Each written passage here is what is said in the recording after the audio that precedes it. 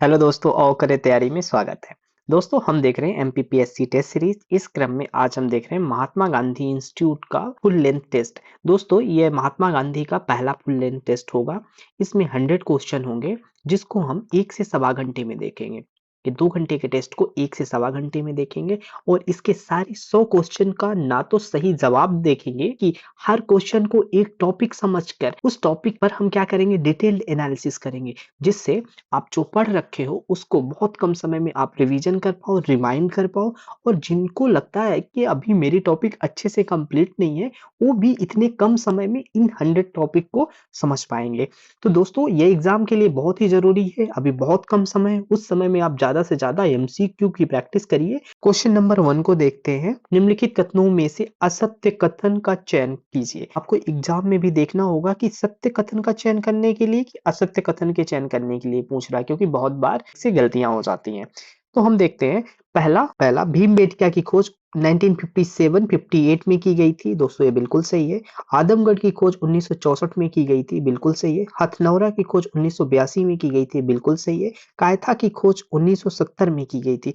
दोस्तों, ये गलत है, क्योंकि कायथा की खोज 1970 में ना करके कब की गई थी, 1964 में की गई है। कायथा की भी खोज 1964 में की गई है। अब यहाँ पे हम कुछ देख लेते हैं डिटेल। कायथा कहाँ पे पड़ता है, तो ये उज्जैन के काली सिंध नदी के तट पे पड़ता है। पहली चीज, उज्जैन के काली सिंध नदी के तट पर पड़ता है। यहाँ पे किस चीज के साक्ष्य मिले हैं, तो यहाँ पे भूरे रंग के मृदभांड के साक्ष्य मिले हैं। ध्यान रखना है, भूरे रंग के मृदभांड के साक्ष्य मिले हैं। और इसकी खोज 1964 में किसने किया था, तो विष्णु वाकणकर ने किया था। कौन किया था, विष्णु वाकणकर ने इसकी खोज की थी। और हम देखते हैं कि ये पहला ताम्रकालीन नगर है। तो ये हमने कायथा के बारे में जानकारी लिया। अब साथ में ही इनको भी देख लेते हैं, जैसे भीमबेटका। तो भीमबेटका की खोज 1957-58 में इनको किसने किया, भीमबेटका की खोज, तो भीमबेटका की खोज भी विष्णु वाकणकर ने किया। ये बात ध्यान रखना है। और ये कहाँ पड़ता है, तो ये रायसेन जिले के अब्दुल्लागंज में पड़ता है। अब्दुल्लागंज में पड़ता है। और एक क्या है, यहाँ पे हमको पूरा पाषाणकालीन शैल चित्र देखने को मिलते हैं। पूरा पाषाणकालीन शैल चित्र देखने को मिलते हैं। और इसके बारे में क्या जरूरी है, भीमबेटका को 2003 में यूनेस्को ने क्या घोषित किया, विश्व धरोहर घोषित किया था। विश्व धरोहर घोषित किया था। ध्यान रखना है। और साथ में अब हम देख लेते हैं आदमगढ़ को। आदमगढ़ की खोज 1964 में हुई। 1964 में आदमगढ़ की खोज आरबी जोशी ने किया था। और ये कहाँ पड़ता है आदमगढ़, तो ये होशंगाबाद में पड़ता है। होशंगाबाद में आदमगढ़ पड़ता है। और यहाँ पे किस चीज का साक्ष्य मिलता है आदमगढ़ में, तो पशुपालन का प्रथम साक्ष्य हमको कहाँ से मिलता है, आदमगढ़ से मिलता है। और आदमगढ़ को क्या बोलते हैं, आदमगढ़ को माइक्रोलिथ फैक्ट्री बोलते हैं। माइक्रोलिथ की फैक्ट्री बोलते हैं। ठीक है, ये ध्यान रखना है हमको, किससे संबंधित, आदमगढ़ से संबंधित। अब हम नेक्स्ट देख लेते हैं। नेक्स्ट किसको देख लेते हैं, हथनौरा को देख लेते हैं। हथनौरा की खोज 1982 में की गई। किसने किया, अरुण शोनकिया ने किया। अरुण शोनकिया ने हथनौरा की खोज किया। ये ध्यान रखना है आपको। और क्या देखना है, ये कहाँ, हथनौरा कहाँ पड़ता है, तो ये हमको सीहोर क्षेत्र में देखने को मिल जाता है। और हमें यहाँ पे हथनौरा से किसके साक्ष्य मिले, तो हथनौरा से हमें मानव खोपड़ी के साक्ष्य मिले। मानव खोपड़ी और हाथी का भी साक्ष्य मिला है। हाथी के जीवाश्म मिले हैं यहाँ से। और यहाँ से प्राप्त जो प्राचीन मानव के साक्ष्य थे, उसको हमने क्या कहा, नर्मदा मानव कहा। नर्मदा मानव कहा है। तो ध्यान रखना है, हथनौरा की खोज 1982 में अरुण सोनकिया ने किया। यह सीहोर क्षेत्र में पड़ता है। यहाँ पे मानव खोपड़ी, हाथी के जीवाश्म में मिले हैं। प्राचीन मानव यहाँ से मिले हैं, उसको नर्मदा मानव कहते हैं, हथनौरा। अब हम नेक्स्ट देखते हैं। कायथा तो हमने देख लिया। कायथा की खोज 1964 में हुई थी। और यहाँ पे भूरे रंग के मृदभांड मिलते हैं। इसकी खोज विष्णु वाकणकर ने किया था। और ये कैसा है, ताम्र पाषाणकालीन नगर है। इस प्रश्न का सही जवाब हो जाएगा option D, Kayatha. Question number 2 देखते हैं। किस होलकर शासक को मुगल सम्राट शाह आलम द्वितीय ने राजशेखर बहादुर की उपाधि प्रदान की थी। तो प्रश्न कह रहा है कि कौन, शाह आलम द्वितीय ने राजशेखर उपाधि किसे प्रदान की थी। तो सही जवाब हो जाएगा यशवंत राव होलकर। यशवंत राव होलकर को किसकी उपाधि राजशेखर बहादुर ने, किसने दिया? शाह आलम द्वितीय ने दिया राजशेखर बहादुर की उपाधि। इतिहासकार हुए हैं एनएस इनामदार। एनएस इनामदार ने यशवंत राय होलकर को क्या कहा है? मध्य भारत का नेपोलियन कहा है। इसको भी आपको ध्यान रखना है कि मध्य भारत का नेपोलियन किसे कहा जाता है, तो ये ध्यान रखना है यशवंत राव होलकर को। किसने कहा है? एनएस इनामदार, जो कि ऐतिहासकार है, इन्होंने कहा है। और राजेश्वर बहादुर की उपाधि किसने दिया है? शाह आलम द्वितीय ने दिया है। और इनके बारे में एक महत्वपूर्ण चीज और है, इन्होंने अपनी राजधानी कहां पे? भानपुर स्थानांतरित किया था। और तुकोजी राव के बारे में एक बात आप जान लीजिए कि इन्होंने इंदौर में क्या निर्माण किया था? नवरत्न मंदिर का निर्माण इन्होंने किया था, तुकोराव जी होलकर ने। तो ये ध्यान रखना है, सही जवाब हो जाएगा यशवंतराव होलकर। अगले प्रश्न की ओर बढ़ते हैं, क्वेश्चन नंबर 3। झाबुआ प्रजामंडल की स्थापना किस वर्ष की गई? किस वर्ष की गई झाबुआ प्रजामंडल की स्थापना? तो 1934 में झाबुआ प्रजामंडल की स्थापना की गई। और ये प्रजामंडल जो था वो दो जगह स्थापित हुआ, एक तो झाबुआ में 1934 में हुआ और 1938 में कहा हुआ? भोपाल में हुआ। जो प्रजामंडल है इस किस उद्देश्य का था? जैसे इसका उद्देश्य था शराबबंदी, हरिजन उद्धार, शराबबंदी, हरिजन उद्धार, विदेशी वस्तुओं का बहिष्कार के उद्देश्य से स्थापना की गई थी। 1934 में झाबुआ में, 1938 में भोपाल में। अगले प्रश्न की ओर बढ़ते हैं। निम्नलिखित में से कौन सा लोक नृत्य बुंदेलखंड से संबंधित है? तो हमको प्रश्न में देखना है बुंदेलखंड से संबंधित लोक नृत्य। गणगौर, ये क्या लिखा है? गणगौर। मांडलिया, फफरिया, ये क्या लिखा है? फफरिया और कांडा। इसमें से बुंदेलखंड से संबंधित है कानाडा, सही जवाब हो जाएगा कानाडा। क्योंकि ऑप्शन में दिया हुआ है गणगौर, फफरिया, मांडलिया, ये किससे संबंधित है? ये तीनों संबंधित है निमाड़ से। निमाड़ क्षेत्र के लोक नृत्य है कौन? गणगौर, फफरिया और मांडलिया, ये किससे है? निमाड़ से है। और एक और है डंडा और काठी, डंडा काठी।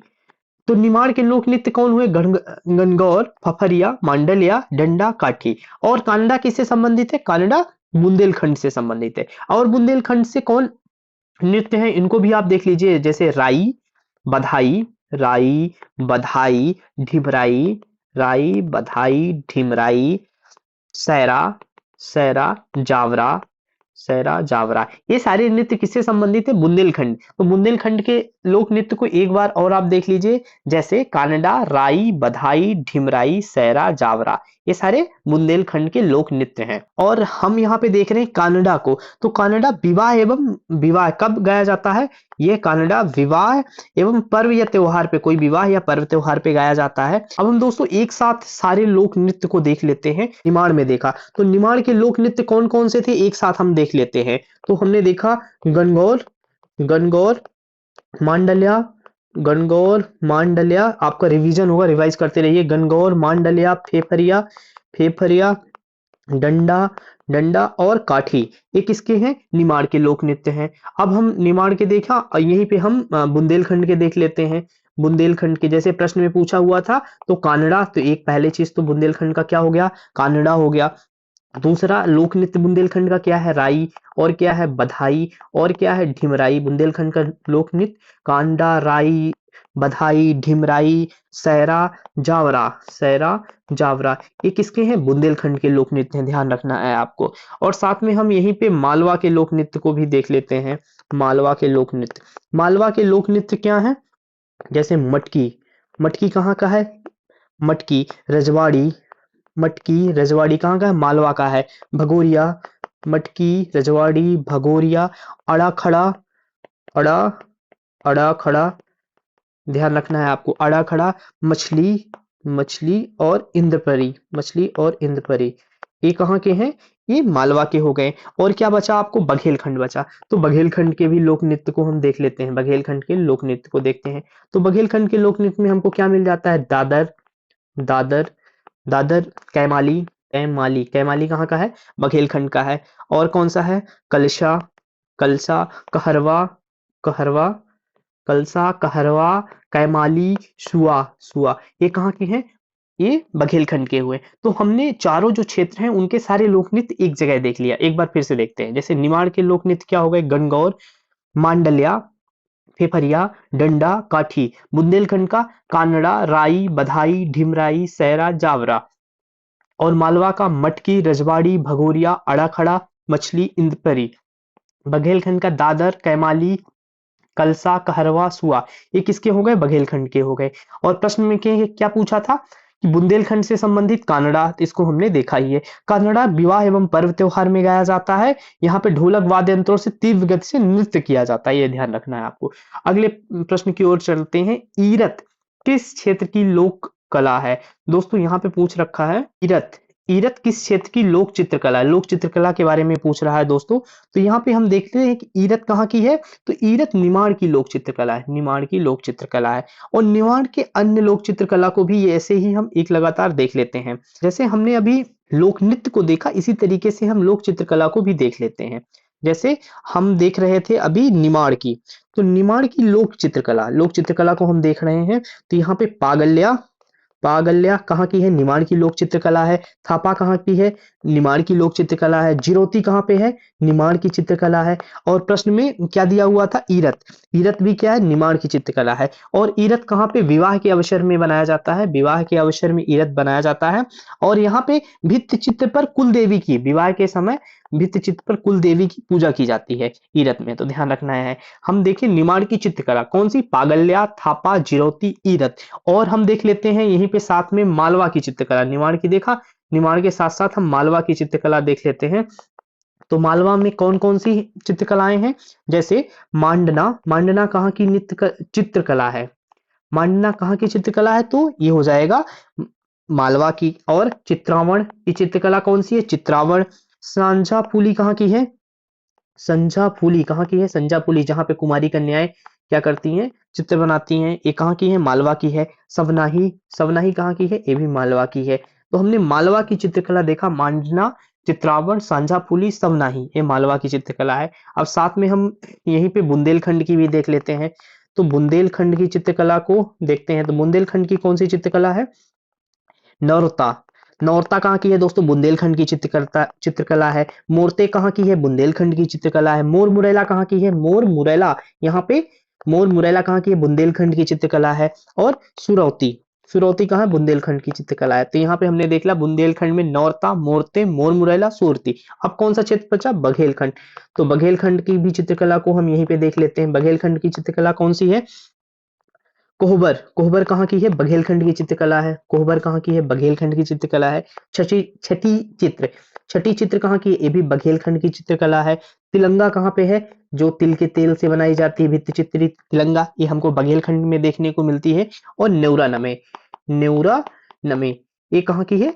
बघेलखंड की है। दोस्तों अगर आप एक जगह इसको लिखते भी जाइए जिससे आपका रिवीजन होगा, ये बहुत कंफ्यूजन होता है। हम देख रहे हैं चित्रकला, तो चित्रकला में हमने देखा निमाड़ की पांगल्या, थापा, जिरौती, ईरत। मालवा की देखी मांडना, चित्रावण, संजाफुली, सवनाही। और बघेलखंड की देखा नौरता, मोरते, मोर मुरैला, सुरौती। और बघेलखंड का देखा कोहबर, छठीचित, तिलंगा, नेवरा नमे। इस तरीके से इस प्रश्न का सही जवाब हो जाएगा ईरत कहाँ की चित्रकला है? तो निमाड़ की चित्रकला है। और ये कब बनाई जाती है? विवाह के अवसर पर बनाई जाती है। कुल देवी की भित्ति चित्र बनाकर पूजा की जाती है। अगले प्रश्न की ओर बढ़ते हैं, क्वेश्चन नंबर 6। कृष्णा अर्जुन युद्ध की किसकी रचना है? तो दोस्तों यहाँ पे देखते हैं कृष्णा अर्जुन युद्ध किसकी रचना है। तो दोस्तों ये सही जवाब हो जाएगा कृष्णा अर्जुन युद्ध पंडित माखनलाल चतुर्वेदी की रचना है। किसकी है? पंडित माखनलाल चतुर्वेदी की रचना है।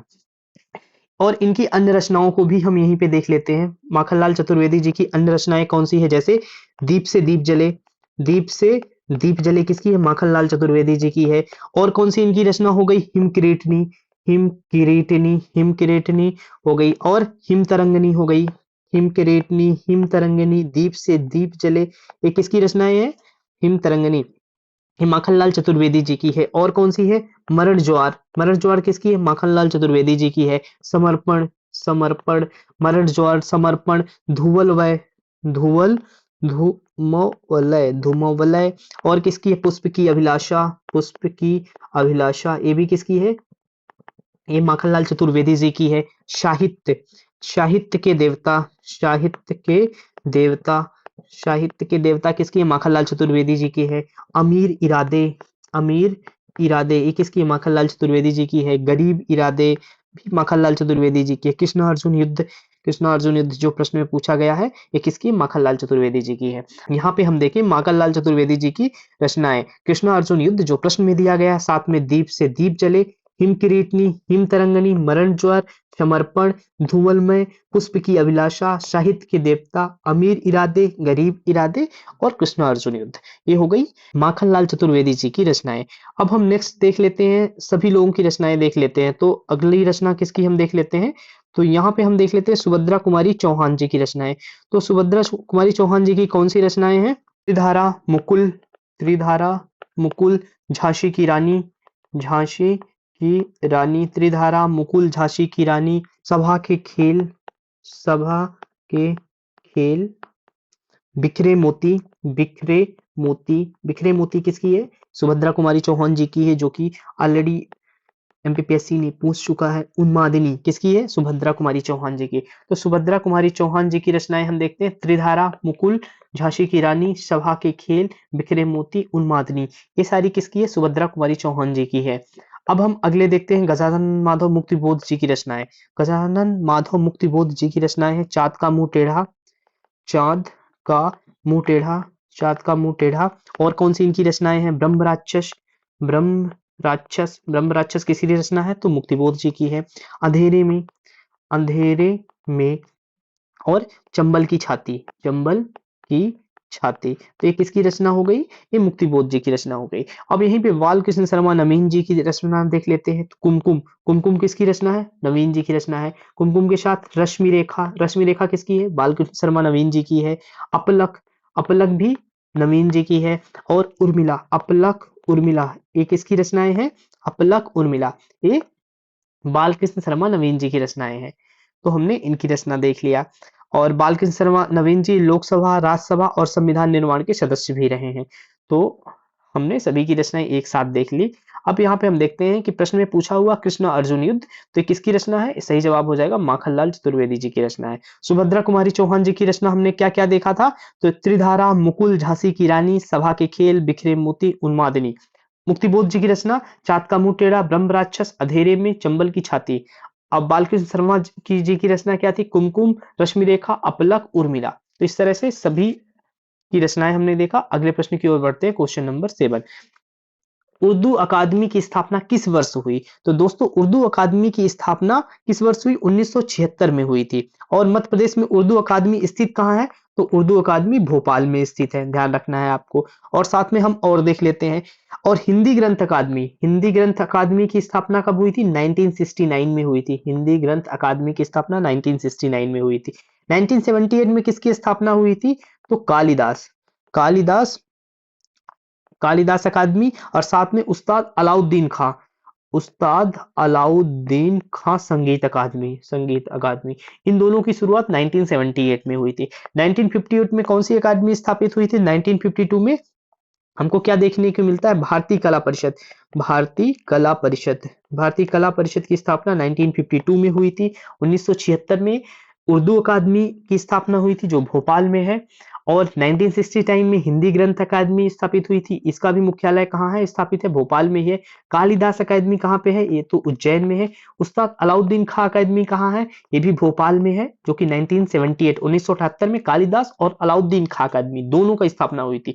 और 69 में हिंदी ग्रंथ अकादमी, जो भोपाल में है। 1952 में भारतीय कला परिषद की स्थापना की गई थी, ये भी कहाँ है, ये भी भोपाल में स्थित है।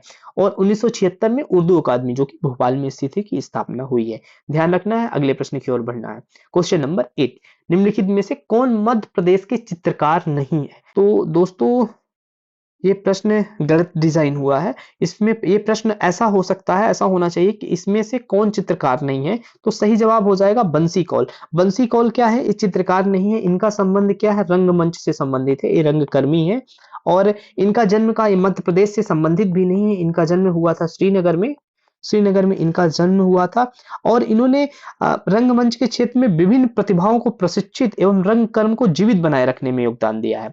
1992 और 93 में मध्य प्रदेश सरकार का शिखर सम्मान दिया गया है। और 2014 में इनको पद्मश्री, पद्मश्री मिला हुआ है। और 2016 में इन्हें कालिदास सम्मान प्राप्त हुआ है। तो इस तरह से मध्य प्रदेश से संबंधित बंसी कौल नहीं है, इनका संबंध रंगमंच से है। इनका जन्म श्रीनगर में हुआ था। 1992-3 में इनको शिखर सम्मान मिला हुआ मध्य प्रदेश सरकार के द्वारा। 2014 में इनको पद्मश्री से नवाजे गए हैं। 2016 में इनको कालिदास सम्मान मिला हुआ है। मकबूल फिदा हुसैन जी को देख लेते हैं। मकबूल फिदा हुसैन क्या है? ये एक चित्रकार है और इनका जन्म महाराष्ट्र के पंढरपुर एरिया में हुआ था और ये इन्होंने जो पेंटिंग की डिग्री इंदौर से ले रखी है। और कतर की इनकी नागरिकता कहाँ पे थी दोस्तों? कतर की नागरिकता थी। और इनकी प्रमुख चित्रकला को हम देखते हैं। इनका प्रमुख चित्र क्या है? गजगामिनी। गजगामिनी, ये प्रश्न में बहुत इंपॉर्टेंट है कि मकबूल फिदा हुसैन जी के प्रमुख जो चित्र है उसका क्या नाम है? गजगामिनी। प्रमुख पेंटिंग क्या है? गजगामिनी है, ये ध्यान रखना है आपको। विष्णु चिचलांकर, इनका संबंध कहाँ से है? इनका जन्म कहाँ हुआ था? इनका जन्म देवास में हुआ है। मुख्य चित्रकला है, इसको कहते हैं लैंड ऑफ आर्ट पोर्ट्रेट। क्या नाम है इनका? Land of art portrait. Land of art portrait इनका प्रमुख चित्रकला है। दत्तात्रेय दामोदर देवलालीकर, इनका जन्म ये भी मध्य प्रदेश से संबंधित है। इनका जन्म कहाँ पे हुआ है? धार जिले में हुआ है। और इनको मध्य प्रदेश की चित्रकला का पिता कहा जाता है। मध्य प्रदेश की चित्रकला का पिता किसे कहा जाता है? तो ये भी ध्यान रखिएगा। मध्य प्रदेश से संबंधित नहीं है तो बंसी कौल ये चित्रकार नहीं है। इनका संबंध रंगमंच से, रंगकर्मी है। इनका जन्म श्रीनगर में हुआ था। 1992 और 3 में इनको शिखर सम्मान मिला हुआ मध्य प्रदेश सरकार का। 2014 में इनको पद्मश्री से नवाजा गया है। 2016 में इनको कालिदास सम्मान प्राप्त है। मकबूल फिदा हुसैन जी को देख लेते हैं। क्या है? चित्रकार हैं और इनका जन्म महाराष्ट्र के पंढरपुर एरिया में हुआ है। इन्होंने कतर की नागरिकता ले ली है और इनकी जो मुख्य चित्रकला है, मुख्य पेंटिंग है, गजगामिनी के नाम से प्रसिद्ध है। विष्णु शिशलांकर जी, ये कहाँ पे? इनका जन्म देवास जिला में हुआ है। इनकी प्रमुख चित्रकला है land of art portrait. Land of art portrait किसकी चित्रकला है? किसकी पेंटिंग है? तो विष्णु चिशलांकर जी की पेंटिंग है। देवास जिले में इनका जन्म हुआ है। दत्तात्रेय दामोदर देवलालीकर, इनका जन्म कब कहाँ हुआ है? धार जिले से संबंधित है। धार जिले में जन्म हुआ है और इनको मध्य प्रदेश की चित्रकला का पिता कहा जाता है। ये बात आपको ध्यान रखना है और प्रश्न के अनुसार सही आंसर हो जाएगा बंसी कौल। अगले प्रश्न की ओर बढ़ते हैं। Question number 19। अजयगढ़ के किले का निर्माण किसने करवाया है? तो अजयगढ़ के किले का निर्माण कौन करवाया? अजयपाल ने कराया है। अजयपाल। अजयगढ़ का जो किला है वह दोस्तों कहाँ पे है? पन्ना में है। अजयपाल कहाँ के शासक थे? तो ये पन्ना के शासक थे। पन्ना के शासक थे। इनका प्रमुख स्थल क्या है? राजा अमन का महल है। जयपाल जी ने अजयगढ़ का किले का निर्माण कराया है जो कि पन्ना में स्थित है। ध्यान रखना है। प्रश्न क्वेश्चन नंबर 10। भापिल का मेला। भापिल का मेला किस जिले में लगता है? तो दोस्तों भापिल का मेला लगता है सागर जिले में। सही जवाब हो जाएगा। भापिल का मेला सागर जिले में लगता है। सागर जिले में भापिल में महादेव मंदिर है जिसे फूलनाथ मंदिर भी कहा जाता है। महादेव मंदिर या कि फूलनाथ मंदिर भी कहा जाता है। दिवाली के बाद यहाँ कार्तिक पूर्णिमा पर प्रतिवर्ष मेला लगता है। तो ध्यान रखना है दोस्तों, भापिल का मेला कहाँ लगता है? सागर में लगता है, फूलनाथ मंदिर में। और सागर के और मेले यहाँ पे हम देख लेते हैं। तो उल्दन का मेला दोस्तों कहाँ लगता है? सागर में लगता है। उल्दन का मेला बहुत इंपॉर्टेंट है। और ये किसमें? धसान नदी के तट पे लगता है। और में क्या मनाया जाता है? तो धमोनी उर्स कहाँ मनाया जाता है? तो सागर में मनाया जाता है। ये बाबा मस्तान शाह की क्या है? दरगाह है। तो यहाँ पे धमोनी उर्स मनाया जाता है और ये 15 दिवसीय होता है। अप्रैल मई के महीने में मनाया जाता है। ध्यान रखना है। और साथ में हम देख लेते हैं शाजापुर में कौन सा मेला बनाया जाता है? तो बाबा गरीबनाथ का मेला। बाबा गरीबनाथ का मेला कहाँ लगता है? बाबा गरीबनाथ का मेला शाजापुर में लगता है। ध्यान रखना है आपको। बाबा गरीबनाथ का मेला शाजापुर। छतरपुर में किसका मेला लगता है? तो जल बिहारी का मेला लगता है। जल बिहारी का मेला लगता है छतरपुर में। ध्यान रखना है। दशहरा से दीपावली के बीच में। और इस प्रश्न का सही जवाब क्या हो जाएगा? भापेल का मेला कहाँ लगता है? तो इस सागर जिले में रखना है। ध्यान रखना है आपको। अगले प्रश्न की ओर बढ़ते हैं। हड़प्पा सभ्यता के किस स्थल को आध्यात्मिक नगर कहते हैं? दोस्तों आध्यात्मिक नगर मोहनजोदड़ो को कहते हैं। मोहनजोदड़ो जो कि पाकिस्तान के सिंध प्रांत में, कहां पे है? पाकिस्तान के सिंध प्रांत में लड़काना के पास है। और ये सिंधु नदी के दाएं तट पर है। कहां पे है? सिंधु नदी के तट पर स्थित है। और इसकी खोज राखल दास बनर्जी ने किया था। ध्यान रखना है इनके संबंध में। राखल दास बनर्जी ने मोहनजोदड़ो की खोज किया था। इसका और अन्य नाम क्या है? मोहनजोदड़ो जैसे यहाँ पे आध्यात्मिक नगर कहे उसी तरीके से अन्य नाम है। स्तूप किला भी इसको बोलते हैं और रेगिस्तान का बगीचा भी मोहनजोदड़ो को बोलते हैं। आध्यात्मिक नगर तो हमने देखा। नकलिस्तान भी बोलते हैं। सिंध का बाग भी बोलते हैं। सिंध का बाग भी बोलते हैं। तो इस तरह से हमने देखा मोहनजोदड़ो को। अगले प्रश्न की ओर बढ़ते हैं। मौर्यकालीन अधिकारी सूत्राध्यक्ष किस विभाग से संबंधित है? सूत्राध्यक्ष है, कपड़ा बुनाई उद्योग का अध्यक्ष होता है। कपड़ा बुनाई उद्योग का अध्यक्ष को क्या बोलते हैं? सूत्राध्यक्ष बोलते हैं। चार गाह का अध्यक्ष कौन होता है? विविता अध्यक्ष। विविता विविता अध्यक्ष किससे संबंधित है? चार गाह। माप तौल का अध्यक्ष कौन होता है? तो पौतवा अध्यक्ष होता है। पौतवा अध्यक्ष क्या होता है? माप तौल का अध्यक्ष। और टकसाल का अध्यक्ष कौन होता है? टकसाल का लक्षणाध्यक्ष। लक्षणाध्यक्ष टकसाल का होता है। तो कपड़ा बुनाई उद्योग के लिए सूत्राध्यक्ष, चारगाह उद्योग के लिए विविता अध्यक्ष, माप तौल का अध्यक्ष कौन है? पौतवा है, और टकसाल का कौन है? लक्षणाध्यक्ष है। ध्यान रखना है आपको। अगले प्रश्न की ओर बढ़ना है। क्वेश्चन नंबर 13, कपिल वस्तु गणराज्य का संबंध किस महाजनपद से है? तो दोस्तों कपिल वस्तु का संबंध वज्जी से है। वज्जी महाजनपद से है। इसकी प्रारंभिक राजधानी क्या थी? वज्जी की वैशाली थी। वैशाली प्रारंभिक राजधानी थी। तो कपिल वस्तु गणराज्य का संबंध वज्जी था, जिसकी प्रारंभिक राजधानी वैशाली थी। ध्यान रखना है आपको। अगला प्रश्न क्वेश्चन नंबर 14, किस रचना को तमिल साहित्य का बाइबल कहा जाता है? तो इस प्रश्न के अनुसार तिरुकुरल को तमिल का बाइबल कहा जाता है। एक्चुअली क्या है, इसका भाग है कुरल को तमिल का बाइबल कहा जाता है, बट यहाँ पे तिरुकुरल लिखा है, तो इस प्रश्न के अनुसार सही जवाब हो जाएगा तिरुकुरल को तमिल का बाइबल कहा जाता है। बाइबल या लघु वेद कहा जाता है। इसकी रचना किसने की है? तो तिरुवल्लुवर ने की है। ध्यान रखना, वल्लुवर ने इसकी रचना की है तिरुकुरल को। ठीक है। साथ में आप शिल्पाधिकारम को भी देख लीजिए। ये क्या है? ये महाकाव्य है तमिल साहित्य का। और इसमें कोवलम और कन्नगी की कहानी है। कोवलम एवं कन्नगी, ध्यान रखना है, शिल्पाधिकारम में कहानी है। और इसकी रचना, शिल्पाधिकारम की रचना किसके की है? तो इलंगो अदिगल ने की है। इलंगो अदिगल ने इसकी रचना की है। शिल्पाधिकारम महाकाव्य है, कोवलम और कन्नगी की कहानी है। इसकी रचना इलंगो अदिगल ने की है। तुल्लकापियम भी देख लीजिए। तुल्लकापियम की रचना किसने की है? इसकी रचना तुल्लक पियर ने की है। तुल्लक पियर ने की है। तुल्लक पियर ने इसकी रचना है। ये तमिल साहित्य का प्राचीनतम ग्रंथ है। तमिल का प्राचीनतम ग्रंथ है। और ये किसकी रचना है? व्याकरण ग्रंथ है। और इसकी रचना सूत्र शैली में हुई है। ध्यान रखना है आपको। सूत्र शैली में पहला ग्रंथ कौन है? तो तुल्लकपियम है, जिसकी रचना तुल्लक पियर ने की है। यह प्राचीनतम तमिल साहित्य का ग्रंथ है, व्याकरण का ग्रंथ है और सूत्र शैली में बना हुआ है। प्रश्न की ओर बढ़ते हैं। क्वेश्चन नंबर 15, हिंदुओं का अद्वैतवाद मुसलमानों की देन है, यह कथन किस विद्वान का है? तो दोस्तों यह कथन ताराचंद ने कहा है कि जो हिंदुओं का अद्वैतवाद है वो मुसलमानों की देन है। चार्ल्स इलियट ने कहा इस्लाम धर्म का सबसे ज्यादा प्रभाव रामानुजाचार्य और शंकराचार्य पे पड़ा है। और अद्वैतवाद से किससे संबंधित है? ये भी ध्यान रखना है आपको, शंकराचार्य से संबंधित है। जवाहरलाल नेहरू ने क्या है? जो मुसलमान भारत आए वे भारत के ही हो गए। जवाहरलाल नेहरू ने क्या कहा है? जो मुसलमान भारत आए वो भारत के हो गए।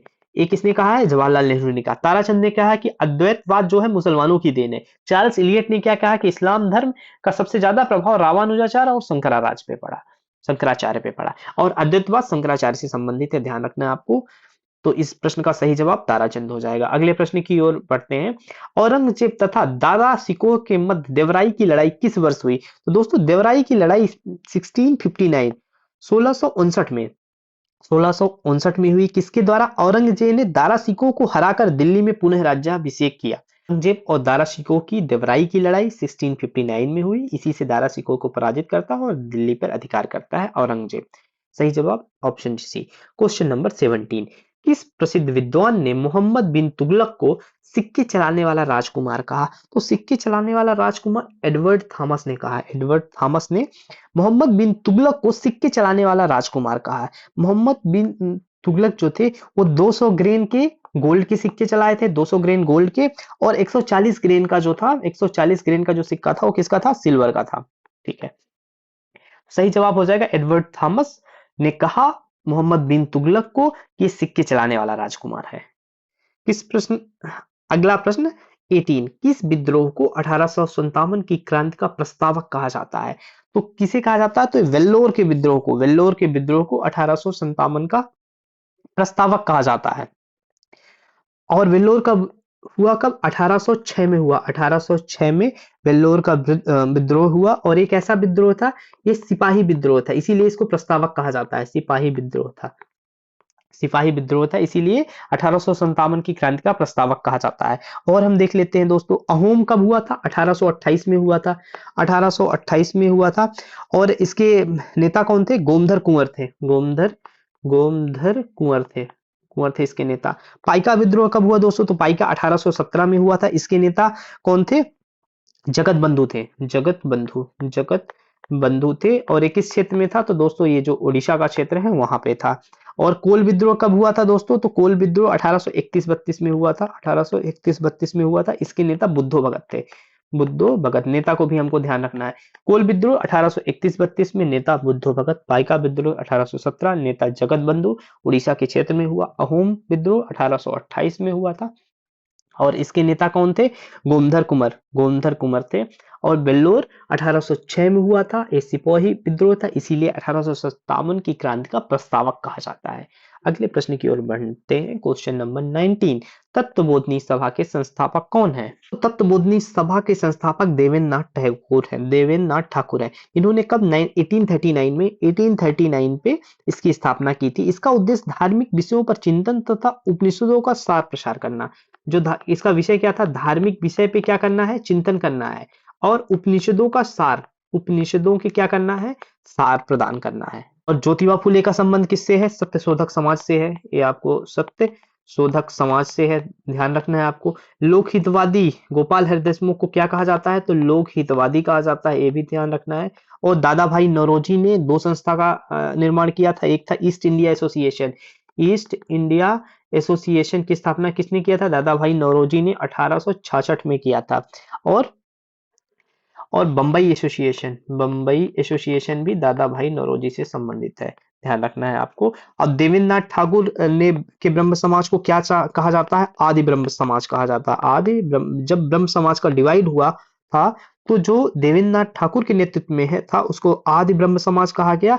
और जो केशव चंद्र सेन के नेतृत्व में था उसको क्या कहा गया? तो ब्रह्म समाज ऑफ इंडिया कहा गया। ये भी ध्यान रखना है आपको। ब्रह्म समाज ऑफ इंडिया केशव चंद्र सेन, आदि ब्रह्म समाज देवेंद्रनाथ ठाकुर, तत्वबोधिनी सभा देवेंद्रनाथ ठाकुर 1839 में धार्मिक चिंतन और उपनिषदों का सार प्रस्तुत करने के लिए स्थापना किया।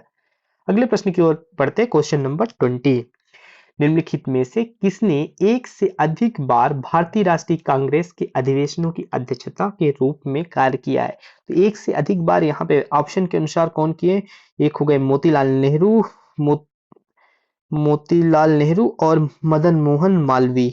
मोतीलाल नेहरू और मदन मोहन मालवीय ने एक से ज्यादा बार किया, तो सही ऑप्शन हो जाएगा एक और दो, क्योंकि सरदार पटेल ने केवल 1931 के अधिवेशन में ही अध्यक्षता की है। अब मोतीलाल नेहरू ने कब किया है? 1919 में किया है और 1928 में किया है। और मदन मोहन मालवीय ने तो कई बार किया है, इसके अध्यक्ष बने हुए हैं। तो सही प्रश्न का जवाब हो जाएगा मदन मोहन मालवीय और मोतीलाल नेहरू, अर्थात ऑप्शन ए, केवल एक और दो, क्योंकि सरदार पटेल केवल एक बार 1931 में अध्यक्षता किया है। अगले प्रश्न की ओर बढ़ते हैं। 21, मध्य प्रदेश स्थित मैकाल श्रेणी की सबसे ऊंची चोटी है। तो मैकाल श्रेणी की सर्वाधिक ऊंची चोटी कौन सी है? अमरकंटक है, ध्यान रखना है। और यहाँ पे सर्वाधिक खनिज मिलता है। सर्वाधिक खनिज कहाँ मिलता है? तो मैकाल श्रेणी की अमरकंटक में मिलता है, मैकाल श्रेणी में मिलता है। सर्वाधिक खनिज मैकाल श्रेणी में मिलता है। छत्तीसगढ़ में स्थित मैकाल श्रेणी की सबसे ऊंची चोटी, जैसे मध्य प्रदेश में अमरकंटक और छत्तीसगढ़ में बंदरगढ़ सबसे ऊंची चोटी है, ध्यान रखना है आपको। धूपगढ़ किसकी ऊंची चोटी है? तो धूपगढ़ दोस्तों, धूपगढ़ महादेव जो कि सतपुड़ा की श्रेणी है। मैकाल महादेव दोनों सतपुड़ा की श्रेणी है, तो महादेव की सबसे ऊंची चोटी धूपगढ़ है। और ये चूलगिरी किसकी है? तो राजपीपला की सबसे ऊंची चोटी है चूलगिरी, जो कि कहाँ पे है? बड़वानी में है। और इसकी हाइट कितनी होगी? इसकी हाइट होगी 1215 मीटर। और धूपगढ़ की छोटी की 1350 मीटर की है। और साथ में यहाँ पे जब हमने देख लिया तो बुंदेलखंड का भी देख लेते हैं। तो बुंदेलखंड की पठार की सबसे ऊंची चोटी कौन सी है? तो बुंदेलखंड की पठार की सबसे ऊंची चोटी है सिद्ध बाबा। मालवा की सबसे ऊंची चोटी कौन है? तो मालवा की सबसे ऊंची चोटी सिगार है। और विंध्याचल की सबसे ऊंची चोटी कौन है? सबको एक साथ ही देख लेते हैं। विंध्याचल की सबसे ऊंची चोटी गुडविल है, जो कि कहाँ पे देखने को मिल जाती है? हमको दमोह में देखने को मिल जाती है। तो इस प्रश्न का सही जवाब हो जाएगा मैकाल श्रेणी की सबसे ऊंची चोटी अमरकंटक है। अमरकंटक है, ध्यान रखना है आपको। और छत्तीसगढ़ में बंदरगढ़ है। और सर्वाधिक खनिज कहाँ मिलता है? मैकाल श्रेणी में मिलता है। धूपगढ़ महादेव श्रेणी की सबसे ऊंची चोटी है 1350 मीटर। चूलगिरी राजपीपला की सबसे ऊंची चोटी है। बुंदेलखंड की सबसे ऊंची चोटी कौन है? तो बुंदेलखंड की सबसे ऊंची चोटी सिद्ध बाबा है। मालवा की सबसे ऊंची चोटी कौन सी है? सिगार है। विंध्याचल की सबसे ऊंची चोटी कौन है? गुडविल है, गुडविल है, ध्यान रखना है। अगले प्रश्न की ओर बढ़ते, क्वेश्चन नंबर 22। चंबल नदी का उद्गम कहां से होता है? तो दोस्तों चंबल नदी का उद्गम कहां से होता है? तो इंदौर से होता है। सही जवाब क्या हो जाएगा? इंदौर हो जाएगा। इंदौर के कहां पे? महू के पास से होता है, महू। इंदौर के महू के पास से इसका उद्गम होता है। और एक कौन सी पहाड़ी होती है? जना पाव पहाड़ी। जना पाव पहाड़ी, जना पाव पहाड़ी महू के पास से इसका उद्गम होता है। इसकी लंबाई कितनी है? 965 मीटर है। और उत्तर प्रदेश की इटावा जिले में, इटावा उत्तर प्रदेश की इटावा जिले में किससे मिल जाती है? यमुना से मिल जाती है। यहाँ पे ध्यान रखना है आपको। और अभी हमने देखा किसकी? चंबल नदी। और चंबल नदी का उद्गम स्थल देख लिया। अब चंबल नदी पे कुछ बांध बने हुए हैं, जैसे गांधी सागर बांध। गांधी सागर बांध कहाँ पे बना हुआ है? चंबल नदी पे बना हुआ है। और ये गांधी सागर बांध कहला पहला हाइड्रो इलेक्ट्रिसिटी जल विद्युत जो प्रोजेक्ट है, पहला है। कहाँ पे स्थापित है? मंदसौर में स्थापित है, चंबल नदी में। चंबल नदी पे गांधी सागर डैम है। गांधी सागर डैम पहला हाइड्रो इलेक्ट्रिक प्रोजेक्ट है, जल विद्युत ऊर्जा का प्रोजेक्ट है, जो कि मंदसौर में लगा हुआ है। उद्गम स्थल देख लेते हैं, जैसे चंबल नदी का उद्गम कहां से हुआ? इंदौर से हुआ। अब यहीं पे कुछ उद्गम स्थल और देख लेते हैं हम। ताप्ती नदी का उद्गम स्थल कहां से होता है? तो ताप्ती नदी का उद्गम स्थल बैतूल से होता है। बैतूल से होता है। बैतूल की कहां से? मुल्ताई की पहाड़ी। मुल्ताई की पहाड़ी बैतूल से ताप्ती का होता है। बेतवा, बेतवा का उद्गम स्थल कहां है? कुम्हरा गांव रायसेन। रायसेन कुम्हरा गांव से बेतवा का उत्सव होता है। माही का उद्गम स्थल कहां है? तो माही का भिंडा गांव धार। माही कहां से निकलती है? भिंडा गांव धार से निकलती है। वैनगंगा कहां से निकलती है? वैनगंगा का उद्गम क्या है? वैनगंगा का उद्गम है शिवनी। शिवनी, शिवनी के कहां से? मुंडरा गांव से निकलती है। इस तरह से आपको ध्यान रखना है। प्रश्न में पूछा गया था चंबल नदी का उद्गम कहां से होता है? तो इंदौर के पास से होता है। अगले प्रश्न की ओर बढ़ते हैं। मोहनी सागर बांध, मोहनी सागर बांध किस नदी पर स्थित है? तो दोस्तों मोहनी सागर बांध सिंध नदी के शिव नदी के तट पर स्थित है। और कहां पे पड़ता है? शिवपुरी जिले में पड़ता है, शिवपुरी जिले में पड़ता है। अगला प्रश्न देखते हैं, क्वेश्चन नंबर 24। बहुती जलप्रपात किस जिले में स्थित है? तो सही जवाब हो जाएगा मऊगंज। तो बहुती जलप्रपात जो है बीहड़ की सहायक नदी सेलर, सेलर, सेलर कौन है? बीहड़ की सहायक नदी है, बीहड़ की सहायक नदी सेलर पे बनता है, जो कि मऊगंज जिले में स्थित है। और जो बीहड़ है इससे और भी जलप्रपात बनता है, जैसे एक बहुत महत्वपूर्ण जलप्रपात चचाई का जलप्रपात। चचाई का जलप्रपात कितना है? दूसरा सबसे ऊंचा जलप्रपात है। पहले तो पहले नंबर पे था, अब दूसरा हो गया, 130 मीटर का है। यह भी किस पे नदी पे है? बीहड़ नदी पे है। और जलप्रपात बीहड़ नदी पे और कौन सा बनता है? पियावन जलप्रपात। पियावन जलप्रपात ये भी कहाँ पे है? रीवा में ही स्थित है। पियावन जलप्रपात रीवा में स्थित है, जो बीहड़ नदी पे बनता है। और रीवा पे ही एक और जलप्रपात है, कौन सा? रीवा में पूर्वा जलप्रपात। पूर्वा जलप्रपात, पूर्वा जलप्रपात ये किस नदी पे बनता है? तो ये दोस्तों तमस नदी पे बनता है, तमस नदी पे बनता है। और तमस नदी की सहायक नदी है एक, तमस नदी की सहायक नदी कौन सी है? महाना। महाना, इस पे कौन सा जलप्रपात बनता है? इसके केवटी का जलप्रपात बनता है। ये भी कहां पे स्थित है? रीवा जिले में स्थित है। केवटी का जलप्रपात रीवा जिले में स्थित है। तो इस तरह से हम देखते हैं बहुटी जलप्रपात कहां पे है? बीहड़ की सहायक नदी सेलर पे बना हुआ है। और बीहड़ नदी पर एक और जलप्रपात आपको देखने आएगा, पियावन जलप्रपात, जो कि रीवा जिले में स्थित है। और रीवा जिले में एक और जलप्रपात यहीं पे आपको मिल जाएगा, पूर्वा जलप्रपात, जो कि कहां पे है? तमस नदी पे है। तमस नदी पे कौन सा है? पूर्वा जलप्रपात है। और तमस की सहायक नदी है महाना। अब महाना नदी पे कौन सा है? केवटी जलप्रपात है। इस तरह से इस प्रश्न को डिटेल में आपको देखना होगा। अगले प्रश्न की ओर बढ़ते हैं, क्वेश्चन नंबर 25। कपास अनुसंधान केंद्र कहाँ स्थित है? तो कपास अनुसंधान केंद्र खरगोन में स्थित है। कपास अनुसंधान केंद्र खरगोन में स्थित है। और सीहोर में क्या स्थित है? दलहन का अनुसंधान केंद्र। दलहन का रिसर्च सेंटर कहाँ है? सीहोर में है। और धान का कहाँ है? धान का बड़वानी में है। धान अनुसंधान केंद्र या धान पैडी रिसर्च सेंटर बड़वानी में है। और गेहूं का कहाँ पे है? नर्मदापुरम में है। गेहूं का नर्मदापुरम में, ध्यान रखना है।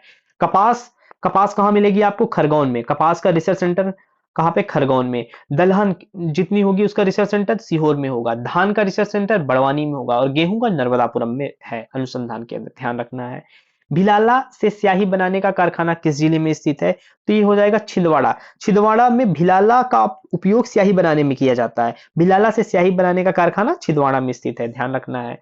अगले प्रश्न की ओर बढ़ते हैं, क्वेश्चन नंबर 27।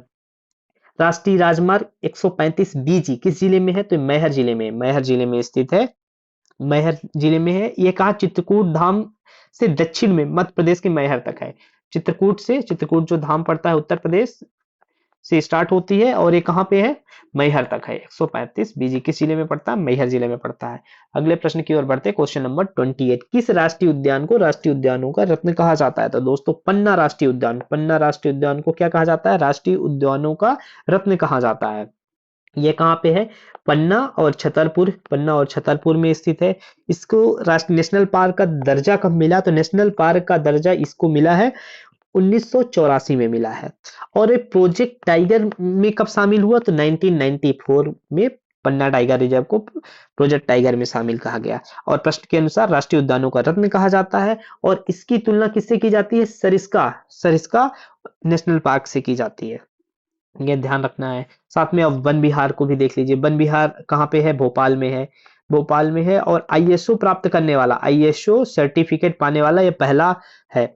और इसमें एक चीज और है, इंपॉर्टेंट है इसके लिए, पक्षियों की गोद लेना, पक्षियों को गोद लेना कहाँ पे है? वन विहार राष्ट्रीय उद्यान पे है। और सतपुड़ा कहाँ पे है? दोस्तों सतपुड़ा होशंगाबाद में है। 1981 में इसको स्थापित किया है। देनवा नदी इसके बीचों बीच बहती है। पचमढ़ी बायोस्फीयर रिजर्व किसका पार्ट है? इसी का पार्ट है, ध्यान रखना है। संजय डुबरी कहाँ पे है? ये सीधी जिला में है, सीधी जिला में स्थित है। और इसका जो छत्तीसगढ़ का पार्ट है उसको हम गुरु घासीदास नेशनल पार्क के नाम से जानते हैं। और बांस नदी यहाँ से प्रवाहित होती है, ध्यान रखना है इस बारे में एक बार और। राष्ट्रीय उद्यानों का रत्न पन्ना, जो कि नेशनल पार्क का दर्जा 1984 में मिला, प्रोजेक्ट टाइगर 1994 में बना। और सरिस्का से इसकी तुलना की जाती है। सतपुड़ा राष्ट्रीय उद्यान कहाँ पे? 1981 में इसको नेशनल पार्क का दर्जा मिला। देनवा नदी से निकलती है, बीचों बीच निकलती है। और पचमढ़ी बायोस्फीयर रिजर्व किसका पार्ट है? सतपुड़ा नेशनल पार्क का पार्ट है। संजय डुबरी कहाँ पे है? सीधी में स्थित है। छत्तीसगढ़ में गुरु घासीदास के नाम से जानते हैं। बनास नदी यहीं से निकलती है। वन विहार राष्ट्रीय उद्यान कहाँ है? भोपाल में है। आईएसओ सर्टिफिकेट पाने वाला पहला नेशनल पार्क है। और साथ में पक्षियों को गोद लेना प्रारंभ हुआ है। अगले प्रश्न की ओर बढ़ते हैं, क्वेश्चन नंबर 29। उष्णकटिबंधीय सवाना जलवायु के अंतर्गत प्रदेश का कौन सा जिला नहीं आता है? तो सवाना के अंतर्गत कौन सा नहीं आता? तो कटनी नहीं आएगा, क्योंकि कौन सा आता है? जबलपुर, ग्वालियर, सिंगरौली, कटनी, रीवा। तो कटनी भूमध्य सागरी है, भूमध्य सागरी में आता है। और सवाना में कौन आता है? इंदौर, भोपाल, देवास, रतलाम। ये किस में आते हैं? इंदौर, भोपाल, देवास, रतलाम, ये आते हैं सवाना में आते हैं। और आर्द्र उष्ण शुष्क में कौन आते हैं? बुरहानपुर, भिंड, मुरैना, खरगोन। बुरहानपुर, भिंड, मुरैना, खरगोन, ये किस में आते हैं? शुष्क में आते हैं। अगले प्रश्न की ओर बढ़ते हैं, क्वेश्चन नंबर 30। भीलों के गांव को क्या कहा जाता है? तो भीलों के गांव को क्या कहा जाता है? गांव को पाल कहा जाता है, पाल गांव कहा जाता है। मकान को कहा जाता है। और फाल्या क्या होता है? मोहल्ला होता है। फाल्या क्या होता है? मोहल्ला होता है, मोहल्ला। मोहल्ला ध्यान रखना है आपको, मोहल्ला क्या होता है? फाल्या होता है। फाल्या क्या हो गया? ये हो गया मोहल्ला हो गया। पाल क्या हो गया? ये विलेज हो गया। और कु क्या हो गया? ये मकान हो गया। ये ध्यान रखना है आपको। अगले प्रश्न की ओर बढ़ते हैं, क्वेश्चन नंबर 31। दक्षिण की गंगा के रूप में कौन सी नदी भारत में प्रसिद्ध है? तो दक्षिण की गंगा गोदावरी को कहते हैं। यह भारत की दूसरी सबसे लंबी नदी है, सेकंड लॉन्गेस्ट रिवर है, सेकंड लॉन्गेस्ट रिवर, दूसरी सबसे लंबी नदी है। और दक्षिण भारत की गंगा के रूप में किसे कहते हैं? कावेरी को कहते हैं। दक्षिण भारत की गंगा कावेरी को कहते हैं, ये भी आपको ध्यान रखना है। अगले प्रश्न की ओर बढ़, नंबर 32। म्यांमार की सबसे लंबी नदी कौन सी है? तो म्यांमार की सबसे लंबी नदी, अगर म्यांमार की पूछा जाए तो सबसे लंबी नदी इरावदी है। और इन तीनों में, इन सब में सबसे लंबी नदी कौन है? लॉन्गेस्ट रिवर मेकॉन्ग है, जो चीन से निकलती है, चीन के पास से आती है। अगर प्रश्न में क्या है? म्यांमार, तो सही जवाब क्या हो जाएगा इस प्रश्न का? इरावदी। इरावदी क्या है? म्यांमार की सबसे लंबी नदी है। अगले प्रश्न की ओर बढ़ते हैं, क्वेश्चन नंबर 33। का सबसे शुष्क स्थल अरिका किस देश में है? तो दोस्तों अरिका कहाँ पे है? चिली में है। चिली विश्व का सबसे शुष्क स्थल अरिका स्थित है। नाइट्रोजन युक्त उर्वरक के भंडार पाए जाते हैं। यहाँ पे क्या पाए जाते हैं? नाइट्रोजन युक्त उर्वरक के भंडार अरिका में पाए जाते हैं। Driest place. ग्रेट ब्रिटेन के अंतर्गत कौन सा देश नहीं आता? तो सही जवाब हो जाएगा, ग्रेट ब्रिटेन के अंतर्गत कौन नहीं आता? आयरलैंड नहीं आता। ग्रेट ब्रिटेन में क्या आते हैं? पहले तो हम जान लेते हैं। ब्रिटेन में इंग्लैंड, स्कॉटलैंड और वेल्स। इंग्लैंड, स्कॉटलैंड और वेल्स को मिला दिया जाए तो ये क्या बन जाता है? ग्रेट ब्रिटेन बन जाता है। और ग्रेट ब्रिटेन में अगर हम आयरलैंड को मिला देते हैं तो क्या बन जाता है? बन जाता है यूके बन जाता है। स्कॉटलैंड, वेल्स, ये क्या है? ग्रेट ब्रिटेन है। और ग्रेट ब्रिटेन में अगर हम आयरलैंड को ऐड कर दे तो ये बन जाता है यूके। अगले प्रश्न की यूनाइटेड किंगडम। अगले प्रश्न की ओर बढ़ते हैं। क्वेश्चन नंबर 35, निम्नलिखित में से कौन से ऑस्ट्रेलिया में स्थित है? दोस्तों ऑस्ट्रेलिया में क्या स्थित है? किम्बरले पठार ये स्थित है बिल्कुल। और मर्रे नदी ये भी स्थित है। तो ये तो हो ही जाएगा। विस्तुला नदी, हडसन की खाड़ी नहीं। हडसन की खाड़ी कहाँ हो गया? नॉर्थ अमेरिका में स्थित है। और विस्तुला नदी कहाँ पे है? पोलैंड। पोलैंड की सबसे लंबी और यूरोप की सबसे नौवीं लंबी नदी है।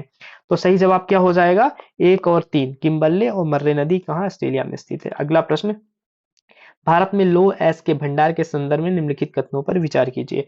हेमेटाइट के भारतीय भंडार प्रीकैम्बियन लौह आयरन श्रृंखला के हैं। ये सही हो जाएगा। टाइट अयस्क के भंडार मुख्य रूप से भारत के दक्षिणी गंगा में पाए जाते हैं, जबकि मैग्नेटाइट एयर का भंडार भारत के पूर्वी भाग में पाए जाते हैं। गलत हो गया। यहाँ पे लिखा हुआ मैग्नेटाइट। मैग्नेटाइट मैग्नेटाइट अयस्क भंडारों को उनकी उच्च श्रेणी की क्षमता क्षमता का कारण। प्रश्न का सही जवाब हो जाएगा ऑप्शन ए, क्योंकि हेमेटाइट लायर्स के प्रमुख आर्थिक भंडार प्रीकैम्बियन युग ज्वालामुखी अवसादों के जमाव से हुआ था। और भारत में जो है हेमेटाइट एस 60% हिस्सा जो है ये उल्टा दिया हुआ है। हेमेटाइट जो है भारत में, आपको ध्यान रखना है, हेमेटाइट एस के जो है इसका 60% जो मिल रहा है हमको पूर्वी भागों में मिल रहा है, पूर्वी भाग। जबकि यहाँ प्रश्न में क्या कह रहा है? दक्षिणी भाग कह रहा है। हेमेटाइट हमको कहाँ मिल रहा है? पूर्वी भाग में मिल रहा है। और दूसरी ओर मैग्नेटाइट जो है, दोनों क्या है? लोहे के एस के हैं, हेमेटाइट और मैग्नेटाइट। और मैग्नेटाइट जो है 92% जो है कहाँ से मिलता है हमको? दक्षिणी भाग से मिलता है, दक्षिणी भाग से मिलता है। मैग्नेटाइट कहाँ पे? दक्षिणी भाग, जैसे कर्नाटक में जो मिल रहा है हमें मैग्नेटाइट मिल रहा है। मैग्नेटाइट और हेमेटाइट एस्क में उच्च श्रेणी की गुणवत्ता और जो है लंपी नेचर है, ढालदार प्रकृति है, यहाँ पे ढालदार प्रकृति की ही बात कर रहा है, उसके कारण श्रेष्ठ माना जाता है हेमेटाइट को। प्रश्न का सही जवाब ऑप्शन ए हो जाएगा, क्योंकि हेमेटाइट भंडार ट्रिकैम्बियन लौह एस्क की श्रृंखला में बिल्कुल सही। हेमेटाइट एस्क का भंडार मुख्य रूप से भारत की दक्षिणी नहीं, हेमेटाइट कहाँ है? पूर्वी भारत में है। ये क्या है? पूर्वी भारत में है यहाँ पे, इस कारण से गलत हो गया। अब मैग्नेटाइट एस्क का भंडार पूर्वी नहीं, मैग्नेटाइट कहाँ है? दक्षिणी भाग में है। अब मैग्नेटाइट एस भंडारों में उनकी उच्च श्रेणी के लिए जाना जाता है नहीं, हेमेटाइट उच्च श्रेणी के लिए जाना जाता है। इस वजह से सही ऑप्शन हो जाएगा ओनली वन। की ओर बढ़ते हैं। निम्नलिखित में से कौन सा अंटार्कटिका में स्थित भारत का अनुसंधान केंद्र नहीं है? तो कौन सी नहीं? हिमाद्री। हिमाद्री अंटार्कटिका में ना होके कहाँ पे है? आर्कटिक में है। आर्कटिक में क्या है? हिमाद्री है। ये कहाँ पे स्थित है? नॉर्वे में स्थित है, नॉर्वे में स्थित है। दक्षिण गंगोत्री मैत्री भारती ये कहाँ पे स्थित है? ये अंटार्कटिका में स्थित है। अगले प्रश्न की ओर बढ़ते हैं। क्वेश्चन नंबर 38, ज्वार नदमुख परिस्थिति तंत्र के संदर्भ में निम्नलिखित कथनों पर विचार कीजिए। ज्वार नदमुख मतलब एस्चुरी, ये समुद्र नदियों के बीच का संक्रमण क्षेत्र है। ये बिल्कुल सही है। इन्हें प्रायः समुद्र की नर्सरी कहा जाता है। बिल्कुल सही है। ज्वार नदमुख क्षेत्रों में जीवों में लवण और जल का संतुलन बनाए रखने की क्षमता होती है। बिल्कुल सही। इस तरह से तीनों ऑप्शन सही है। तो सही जवाब क्या हो जाएगा? इस प्रश्न का सही जवाब हो जाएगा ऑप्शन, यहाँ पे सही जवाब हो जाएगा ऑप्शन डी, 1 2 3। नंबर 39, निम्नलिखित में से कौन भारत के पश्चिम की ओर बहने वाली नदियां हैं? तो पश्चिम की ओर बहने वाली नदी कौन सी है? तो पश्चिम की ओर बहने वाली लूनी भी है, तापी भी है, पेरियार भी है। कावेरी कहाँ किस ओर बढ़ती है? पूर्वी की ओर बढ़ती है, पूर्व की ओर बढ़ती है। तो सही जवाब हो जाएगा 1 2 बी, 1 2 और 4, 1 2 और 4 सही जवाब हो जाएगा। कावेरी को क्या कहते हैं हम? यहाँ पे देख लिए, दक्षिण भारत की गंगा कहते हैं। दक्षिण भारत की गंगा कावेरी को कहा जाता है। ये पश्चिम में ओर बहने वाली नदी नहीं है, ये मुख्य रूप से पूर्व दिशा की ओर बहती है, घाट में इसका उद्गम होता है। तो ध्यान रखना है, सही जवाब हो जाएगा ऑप्शन बी। अगले प्रश्न की ओर बढ़ते हैं। क्वेश्चन नंबर 40, प्रशिक्षण अकादमी और मुख्यालय देखना है। सैन्य अकादमी का मुख्यालय कहाँ है? देहरादून में है। बिल्कुल सही है। अधिकारी प्रशिक्षण कहाँ पे हो जाता है? गया पे होता है। और कॉलेज ऑफ मिलिट्री इंजीनियरिंग कहाँ पे है? ये पुणे में है। ये बेंगलुरु होके कहाँ पे है? पुणे, पुणे में है कॉलेज ऑफ मिलिट्री इंजीनियरिंग। तो ध्यान रखना है। इस तरह से सही ऑप्शन हो जाएगा ए, ए इसका सही ऑप्शन हो जाएगा। अगले प्रश्न की ओर बढ़ते हैं। कौन सी सुमेलित है? सतपुड़ा भवन राज संचालनालय, बिल्कुल सही। वल्लभ भवन राजपाल निवास नहीं, राजपाल निवास क्या है? ये राजभवन है, राजभवन है। वल्लभ भवन क्या है? सचिवालय है, सचिवालय है। और शक्ति भवन क्या है? मध्य प्रदेश विद्युत नियामक आयोग नहीं, शक्ति भवन क्या है? राज्य विद्युत मंडल है, राज्य विद्युत मंडल है शक्ति भवन। तो इस तरह से केवल एक सही है, ऑप्शन ए केवल एक सही है, ध्यान रखना है। अगली ओर बढ़ते, ग्राम सभा की प्रथम बैठक की तिथि स्थान का निर्धारण कौन करता है? तो सरपंच करेगा, सरपंच पहली बैठक का निर्धारण करेगा। और बाद में होने वाली बैठक ग्राम सभा तय करती है। पहली बैठक कौन करता है? सरपंच करता है। और बाद में कौन करेगा? तो ये ग्राम सभा डिसाइड करेगी, ग्राम सभा डिसाइड करेगी। अगले प्रश्न 43, क्वेश्चन नंबर 43, मिंटो हॉल स्थित है। तो मिंटो हॉल किसे कहते हैं? अरेरा हिल्स को कहते हैं। विधानसभा का पुराना भवन जो है उसको हम भोपाल में स्थित अरेरा हिल्स में स्थित है। इसका निर्माण सुल्तान जहां बेगम ने किया था। ये कहाँ किया था? सुल्तान जहां बेगम ने किया था इसका निर्माण।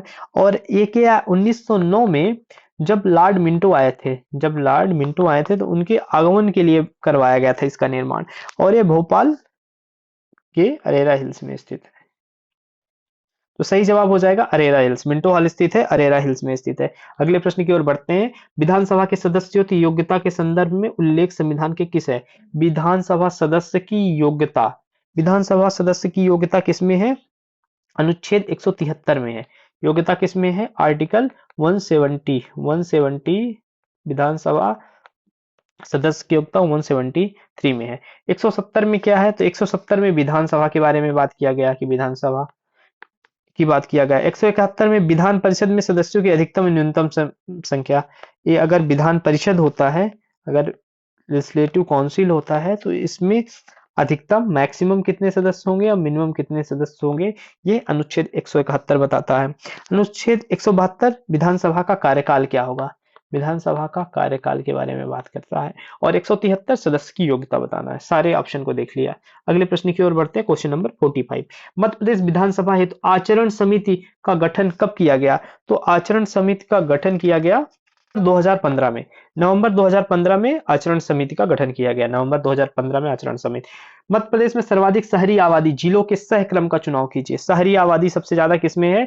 सबसे ज्यादा इंदौर है, फिर भोपाल है, फिर जबलपुर है, फिर ग्वालियर। शहरी में सबसे ज्यादा आबादी में भोपाल, इंदौर, फिर भोपाल, फिर जबलपुर, फिर Gwalior. Option B is correct. Question number 47, रेत खनन नीति कब लाई गई? 2017 में लाई गई। 2017 में रेत खनन नीति आई और 2018 में रेत खनन रूल आया, नियम आया।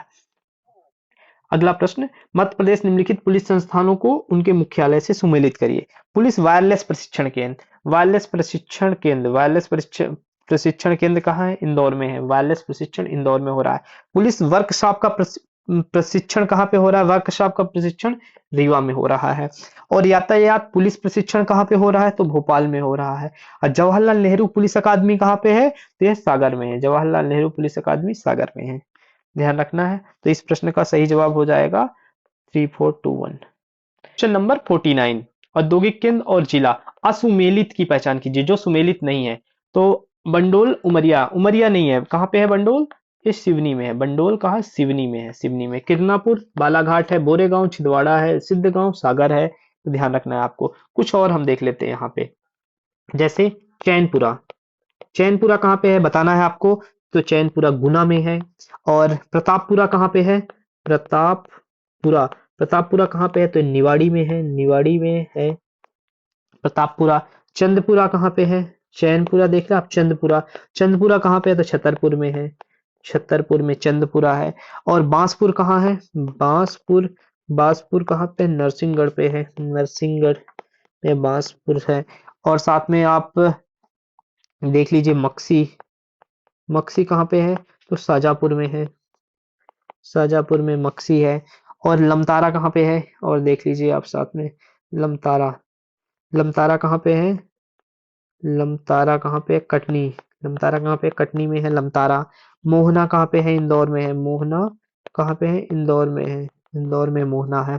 और रेहटा कहाँ पे है? इसको भी ध्यान रखना है आपको। रेहटा, रेहटा कहाँ पे है? बुरहानपुर में है, बुरहानपुर में रेहटा है, ध्यान रखना है आपको। तो इस तरह से कुछ और देख लिया हमने, जैसे चैनपुरा गुना, प्रतापपुरा निवाड़ी, चंदपुरा छतरपुर, बांसपुर नरसिंहगढ़, लमतारा कटनी और मक्सी शाजापुर, मोहना इंदौर है, रेहटा कहाँ?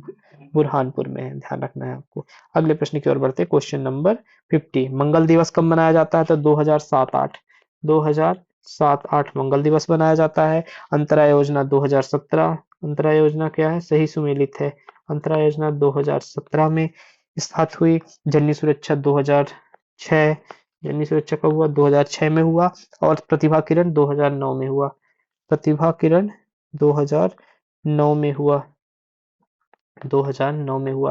तो कोई सुमेलित नहीं है, तो ऑप्शन क्या हो जाएगा, इनमें से कोई नहीं, इनमें से कोई नहीं, सही ऑप्शन हो जाएगा। मंगल दिवस 2007-8 में किस लिए किया, आंगनवाड़ी केंद्रों में बच्चों की उपस्थिति में सुधार के लिए, आंगनवाड़ी केंद्रों में चल रहा है। अंतराय योजना क्या है, 2 से 5 वर्ष के बच्चों में अंतर रखना है, 2 से 5 वर्ष के बच्चों में जन्म का अंतर रखना है। जननी सुरक्षा योजना क्या है कि प्रसव को, इंस्टीट्यूशनल प्रसव को बढ़ावा देने के लिए। प्रतिभा किरण क्या है, लड़कियों को उच्च स्तर पर शिक्षा प्रदान करने की सहायता देने के लिए है, तो ध्यान रखना है। क्वेश्चन नंबर 51 को देखते हैं। संविधान सभा की संरचना के संदर्भ में निम्नलिखित कथनों पर विचार कीजिए। हम संविधान सभा की संरचना के बारे में जान रहे हैं। पहला स्टेटमेंट है, प्रत्येक ब्रिटिश प्रांत को आवंटित सीटों को 3 प्रमुख समुदायों में बांटा गया था। कौन कौन से, मुस्लिम, आंग्ल भारतीय और सामान्य में विभाजित किया गया था। दोस्तों ये गलत स्टेटमेंट है, क्योंकि 3 भागों में तो बांटा गया था उनकी जनसंख्या के अनुपात में, पर वो 3 कौन कौन से थे। एक तो पहला हो गया मुस्लिम का था, मुस्लिम। दूसरे कौन थे, दूसरे सिख थे, दूसरे सिख थे। और तीसरे सामान्य थे। मुस्लिम और सिख के छोड़ के जो बचे वो सब सामान्य में आते थे। तो यहाँ पे आंग्ल भारतीय ये गलत दिया हुआ है, तो पहला स्टेटमेंट गलत हो जाता है। नेक्स्ट स्टेटमेंट, संघीय संविधान समिति के अध्यक्ष सरदार वल्लभ भाई पटेल थे। दोस्तों ये भी गलत है, क्योंकि संघीय संविधान समिति के अध्यक्ष सरदार वल्लभ भाई पटेल नहीं थे। कौन थे, जवाहरलाल नेहरू थे, जवाहरलाल नेहरू थे। और प्रांतीय संविधान के वल्लभ भाई पटेल किसके थे, प्रांतीय संविधान संविधान समिति के अध्यक्ष थे। तो ये दूसरा भी स्टेटमेंट हमारा गलत हो जाता है। तीसरा देखते हैं, जवाहरलाल नेहरू को संविधान सभा के उपाध्यक्ष के रूप में चुना गया। नहीं दोस्तों ये भी गलत है, क्योंकि जैसे संविधान सभा के अध्यक्ष कौन थे, पहले इनको जान लेते हैं। अध्यक्ष थे राजेंद्र प्रसाद, राजेंद्र प्रसाद अध्यक्ष थे। और 2 उपाध्यक्ष थे, कौन कौन, 2 उपाध्यक्ष थे, जिसमें एक थे टीटी कृष्णामाचारी, एक टीटी कृष्णामाचारी थे। और दूसरे कौन थे, एच के मुखर्जी, हरेंद्र कुमार मुखर्जी। ये 2 उपाध्यक्ष थे, जहां पे नेहरू जी का नाम नहीं था। तो ये तीसरा स्टेटमेंट भी गलत होता है। चौथा, सर बी एन राव संविधान सभा के संवैधानिक सलाहकार थे। तो यहाँ पे हम देखते हैं चौथा स्टेटमेंट हमारा सही होता है, और इस प्रश्न का भी सही जवाब क्या हो जाएगा, ऑप्शन बी, केवल 4। तो इस तरह से क्वेश्चन नंबर 51 को देखा। अगले प्रश्न की ओर बढ़ते हैं। क्वेश्चन नंबर 52 को देखते हैं। निम्नलिखित कथनों पर विचार कीजिए। 26 नवंबर 1949 को अंगीकृत किए गए संविधान में उद्देशिका, 395 आर्टिकल और 12 अनुसूचियां शामिल थी। तो दोस्तों ये स्टेटमेंट गलत होता है, क्योंकि हमारा जब संविधान 26 नवंबर 1949 को अंगीकृत किया गया था, तो संविधान में उद्देशिका थी, 395 अनुच्छेद थे, और 12 की जगह कितनी, 8 अनुसूचियां थी। तो यहाँ पे गलत होता है, कितनी अनुसूचियां थी, 8 अनुसूचियां शामिल की गई थी। और उद्देशिका को पूरे संविधान को लागू करने के बाद लागू किया गया था, ये भी आपको ध्यान रखना होगा। तो पहला स्टेटमेंट हमारा क्या हो जाता है, यहाँ पे पहला स्टेटमेंट गलत हो जाता है। दूसरा, 26 नवंबर 1949 को नागरिकता, चुनाव और संसद से संबंधित प्रावधान लागू हुए थे। तो ये बिल्कुल सही हो जाता है, क्योंकि इस समय नागरिकता, चुनाव, तदर्थ, संसद, संविधान के कुछ उपबंध लागू हुए थे, तो ये सही हो जाता है। तीसरा, संविधान का मुख्य भाग 26 जनवरी 1950 को लागू हुआ, जिस संविधान के लागू होने की तिथि के रूप में संदर्भित किया जाता है। तो ये भी बिल्कुल सही होता है। तो इस तरह से सही जवाब होगा 2, 3, तो ऑप्शन डी हो जाएगा सही जवाब। अगले प्रश्न की ओर बढ़ते हैं। क्वेश्चन नंबर 53, किस अधिनियम में पहली बार उत्तरदायी शासन स्पष्ट उल्लेख किया गया था।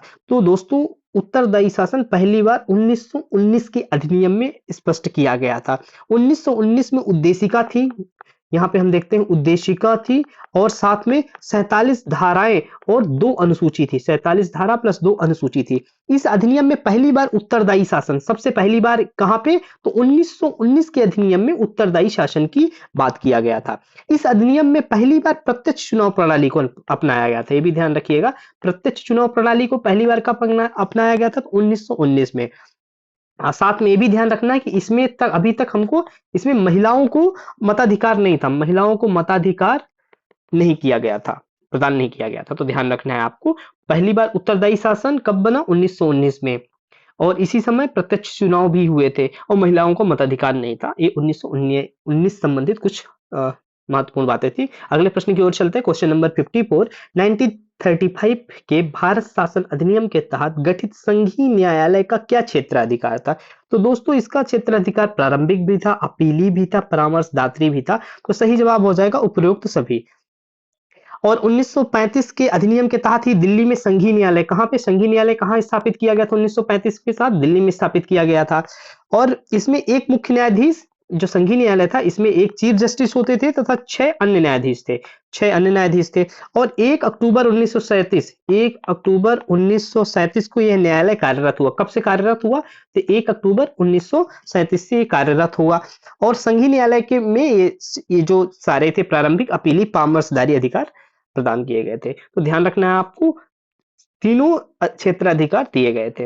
अगले प्रश्न की ओर बढ़ते हैं। Question number 55। राष्ट्रीय महत्व के स्मारकों के स्थानों और वस्तुओं का संरक्षण का प्रावधान किस अनुच्छेद में किया गया है? तो दोस्तों सही जवाब हो जाएगा अनुच्छेद 49 में। अनुच्छेद 49 क्या कहता है? राष्ट्रीय महत्व के स्मारकों, स्थानों और वस्तुओं का संरक्षण प्रदान करता है। अनुच्छेद 50 क्या कहता है? अनुच्छेद 50 कहता है राष्ट्र की लोक सेवाओं में कार्यपालिका और न्यायपालिका का पृथक्करण। तो यहाँ पे कार्यपालिका, एग्जीक्यूटिव और जुडिशरी को हम क्या करते हैं? पृथक्करण की बात करते हैं। और 51 में क्या है? राष्ट्रीय शांति और सुरक्षा की अभिवृद्धि करने की बात कर रहे हैं। राष्ट्रीय शांति एवं सुरक्षा को अभिवृद्ध करने की बात किया जा रहा है। और इस तरह से इसका सही जवाब हो जाएगा 49। अगले प्रश्न की ओर बढ़ते हैं। Question number 56। भारत के कौन से राष्ट्रपति हैं जिन्होंने लोकसभा अध्यक्ष के रूप में काम किया है? तो कौन है? सही जवाब हो जाएगा दोस्तों नीलम संजीव रेड्डी एकमात्र राष्ट्रपति हैं जिन्होंने लोकसभा अध्यक्ष के रूप में काम किया है। नीलम संजीव रेड्डी ने लोकसभा अध्यक्ष के रूप में भी काम किया है।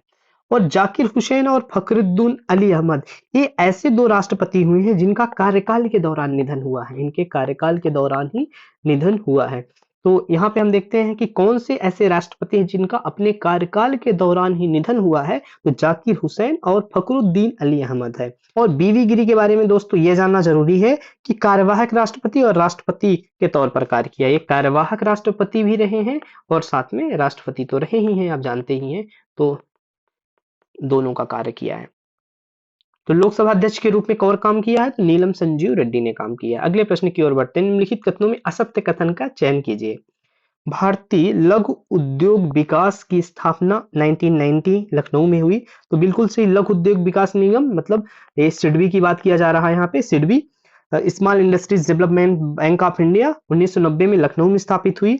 नेशनल हाउसिंग बैंक, राष्ट्रीय नेशनल हाउसिंग बैंक की बात किया जाता है, राष्ट्रीय आवास बैंक की स्थापना 1998 में हुई। और कहां पे हुई? न्यू दिल्ली में हुई। बिल्कुल सही है। तीसरा, आयात निर्यात bank, EXIM bank, export import bank की स्थापना कब हुई थी? 1982 में हुई थी। और कहां पे हुई थी दोस्तों? तो इसकी स्थापना मुंबई में हुई थी। ये गलत जवाब हो जाएगा, इसकी स्थापना मुंबई में हुई थी।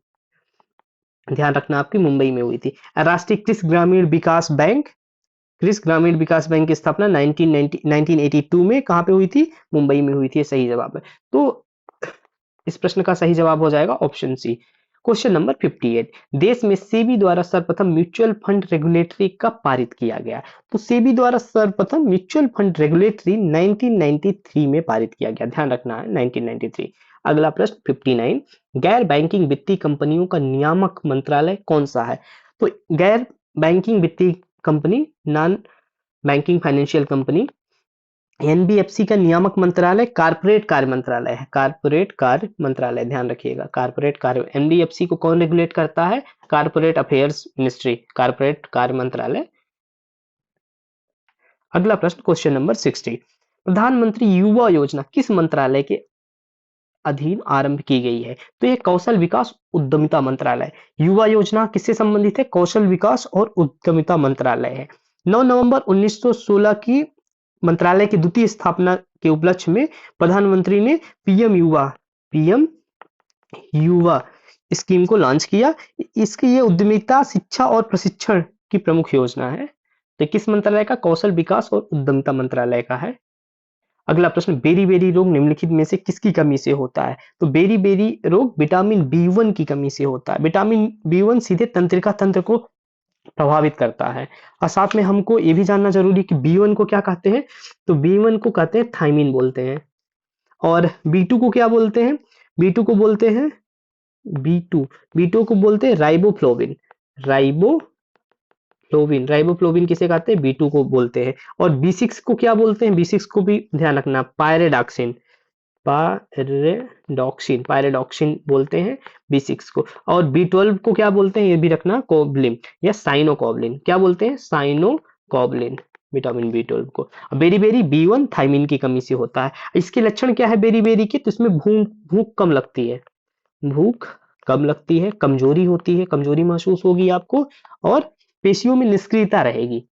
अगले प्रश्न की ओर चलते हैं, किसे प्रोटीन की फैक्ट्री कहा जाता है, तो दोस्तों राइबोसोम को प्रोटीन की फैक्ट्री कहा जाता है।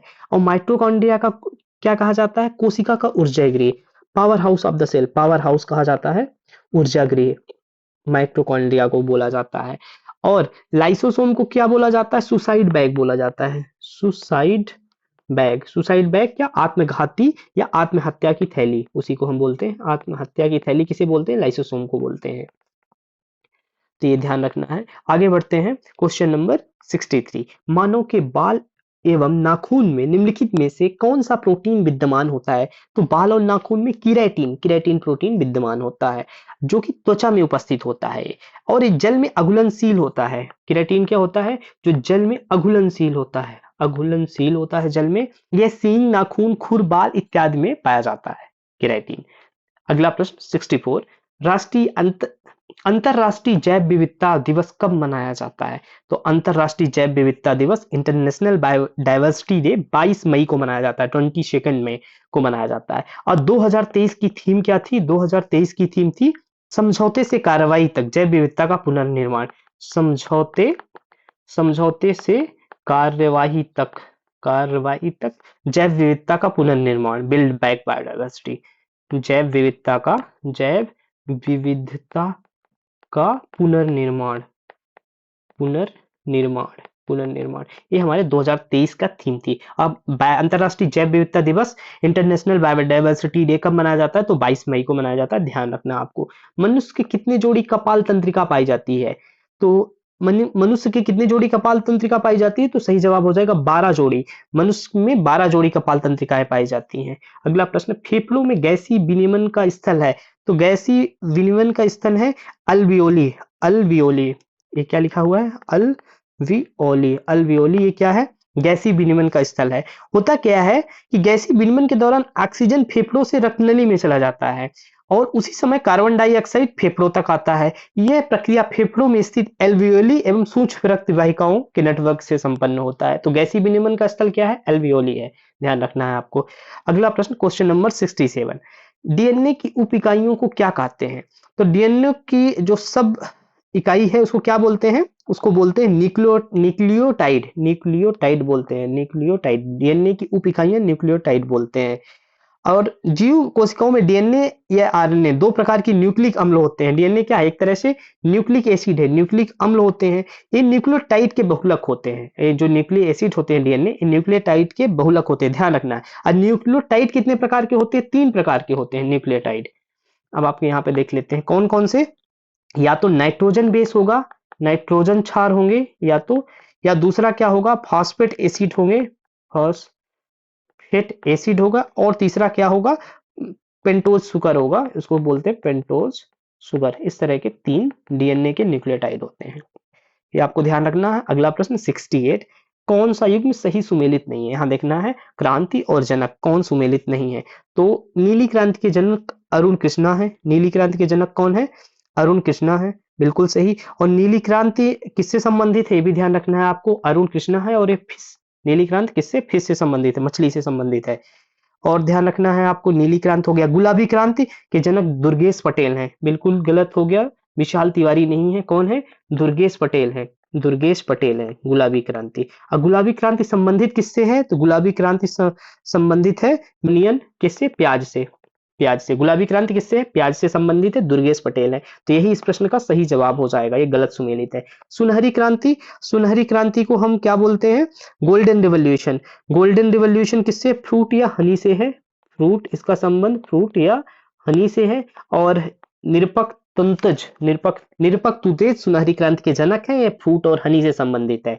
और व्हाइट रिवॉल्यूशन किससे संबंधित है? तो व्हाइट रिवॉल्यूशन मिल्क से संबंधित है, वर्गीज कुरियन। एक तरफ हम और देखते हैं, श्वेत क्रांति वर्गीज कुरियन मिल्क से संबंधित, तो ध्यान रखना है। सही जवाब हो जाएगा ऑप्शन बी। क्वेश्चन नंबर 69, भोजन में मोनोसोडियम ग्लूटामेट, भोजन में मोनोसोडियम ग्लूटामेट एमएसजी का उपयोग किया जाता है। तो किसके लिए किया जाता है दोस्तों? ये स्वाद बढ़ाने के लिए और सुरक्षित रखने के लिए किया जाता है। तो सही जवाब हो जाएगा ऑप्शन डी, बी और सी दोनों में। एमएसजी मोनोसोडियम ग्लूटामेट का उपयोग स्वाद बढ़ाने और उसे सुरक्षित रखने हेतु किया जाता है। ये ग्लूटामिक अम्ल और सोडियम के लवण होते हैं, प्रकृति रूप से अनेक खाद्य पदार्थों जैसे टमाटर, पनीर आदि में भी पाया जाता है। तो ध्यान रखना, इसी एमएसजी के कारण मैगी को बैन किया गया था कुछ दिन के लिए। क्वेश्चन नंबर 17, रसायन विज्ञान के लिए 2023 का नोबेल पुरस्कार किसे प्रदान किया गया है? तो दोस्तों मोंगी ग्रैम्बियल बवेंडी, लुइस ई ब्रूस और एलेक्सी एकिमोव, इन सभी को किसके लिए दिया गया है? सही जवाब हो जाएगा उपरोक्त सभी। इन सभी को दिया गया है क्वांटम डॉट्स की खोज के लिए। किसके लिए? क्वांटम डॉट्स की खोज के लिए। क्वांटम डॉट्स की खोज के लिए, खोज और संश्लेषण के लिए रसायन विज्ञान 2023 का नोबेल पुरस्कार दिया गया है, ध्यान रखना है। और हम इन्हीं के साथ साथ हम देख लेते हैं साहित्य में 2023 का नोबेल किसे मिला हुआ है? तो साहित्य में किसे मिला हुआ है आपको? John's Olaf France, John's Olaf France को मिला हुआ है। ये कहाँ के हैं? ये नॉर्वे के हैं, नॉर्वे के हैं जांस ओलाफ फ्रांस, साहित्य के लिए मिला हुआ है इनको। और एक ये क्या है साहित्य में? नवोन्वेषिक नाटक या वाद्य यंत्र को रूप दिया है। तो साहित्य का 2023 जान ओलाफ फ्रांस, साहित्य में जान ओलाफ फ्रांस नॉर्वे के हैं, उनको मिला है।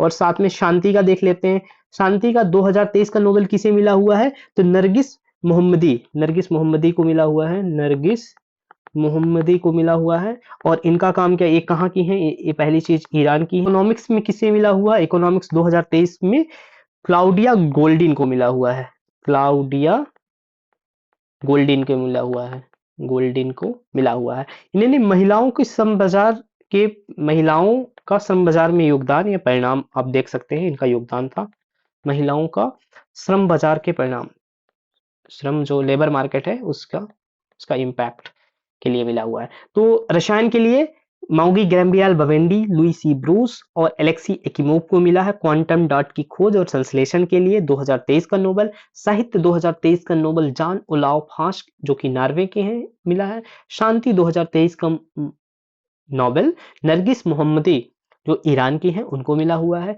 और इकोनॉमिक्स 2023 का क्लाउडिया गोल्डी को मिला है जो महिलाओं के श्रम बाजार पे योगदान या परिणाम के लिए। तो इस तरह से हम क्वेश्चन नंबर 70 को देख लिए। क्वेश्चन नंबर 71, भारत की पर्यावरण स्थिति रिपोर्ट 2023 जारी की गई है। तो दोस्तों को किसने जारी किया है? तो ये विज्ञान और पर्यावरण केंद्र के द्वारा जारी की गई है, विज्ञान और पर्यावरण केंद्र। और इसके साथ साथ प्लस कौन था? डाउन टू अर्थ पत्रिका ने भारत की पर्यावरण स्थिति रिपोर्ट 2023 जारी की है। ध्यान रखना है आपको, पर्यावरण स्थिति 2023 की रिपोर्ट विज्ञान और पर्यावरण केंद्र द्वारा। क्वेश्चन नंबर 72, निम्नलिखित जीवों पर विचार कीजिए और इसमें से हमको क्या करना है? कौन से एक कोष की जीव नहीं है उसको पहचानना है। अमीबा, हाइड्रा, क्लाइमाइडोमोनस और पैरामीशियम। तो दोस्तों यहाँ पे हम देखते हैं हाइड्रा, हाइड्रा क्या है? बहुकोशिकी है, एक कोश की नहीं है, बहुकोशिकी है। हाइड्रा बहुकोश की जीव है, तो सही ऑप्शन हो जाएगा केवल 3, ऑप्शन सी। हाइड्रा कहाँ मिलता है? तो ताजे जल में पाए जाने वाले छोटे जीवों की, एक छोटे जो जीव होते हैं उनकी प्रजाति है हाइड्रा। क्वेश्चन नंबर 73, वर्ष 2023 में अंतरराष्ट्रीय योग दिवस की थीम क्या थी? 2023 में अंतरराष्ट्रीय योग दिवस की थीम क्या थी? वसुधैव कुटुंबकम के लिए योग, वसुधैव कुटुंबकम के लिए योग। ये अंतरराष्ट्रीय योग दिवस कब मनाया जाता है? 21 जून को मनाया जाता है, उसकी थीम थी, ध्यान रखना। अगला प्रश्न क्वेश्चन नंबर 74, मध्य प्रदेश निर्वाचन आयोग का ब्रांड एम्बेसडर कौन है? तो मध्य प्रदेश निर्वाचन आयोग का ब्रांड एम्बेसडर है सारिका घारू।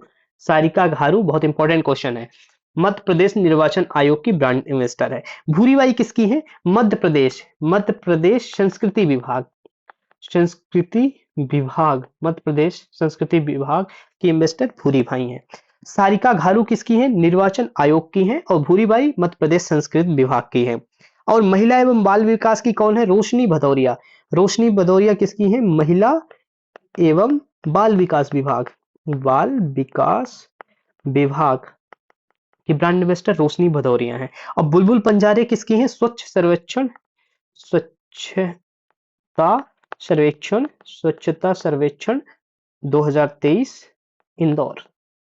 इंदौर की ब्रांड एम्बेसडर है बुलबुल पंजारे। तो बुलबुल पंजारे स्वच्छता सर्वेक्षण 2023 इंदौर की ब्रांड एम्बेसडर, भूरीबाई मध्य प्रदेश संस्कृति विभाग की ब्रांड एम्बेसडर, रोशनी भदौरिया महिला एवं बाल विकास विभाग मध्य प्रदेश की ब्रांड एम्बेसडर और सारिका घारू मध्य प्रदेश निर्वाचन आयोग की ब्रांड एम्बेसडर। सही जवाब ऑप्शन ए। क्वेश्चन नंबर 75, जैव विविधता एटलस जारी करने वाला भारत का पहला गांव मायम किस राज्य में स्थित है? तो पहली चीज ये ध्यान रखना कि मायम ऐसा गांव है जो कि जैव विविधता एटलस जारी किया है, और ये कहाँ का है? ये गोवा का है दोस्तों। कहाँ का है? गोवा का है। क्वेश्चन नंबर 76, हाल ही में ब्रिक्स के न्यू डेवलपमेंट बैंक का नया सदस्य बना है। दोस्तों ब्रिक्स के न्यू डेवलप बैंक का नया सदस्य कौन बना है? तो ये ऑप्शन सी मिस्र। मिस्र नया सदस्य बना है।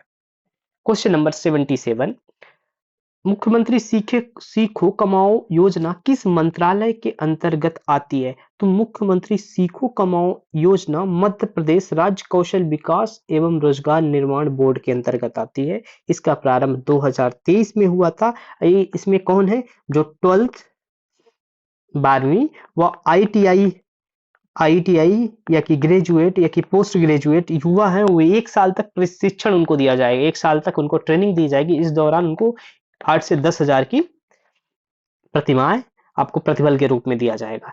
और मंत्रालय कौशल विकास एवं रोजगार निर्माण।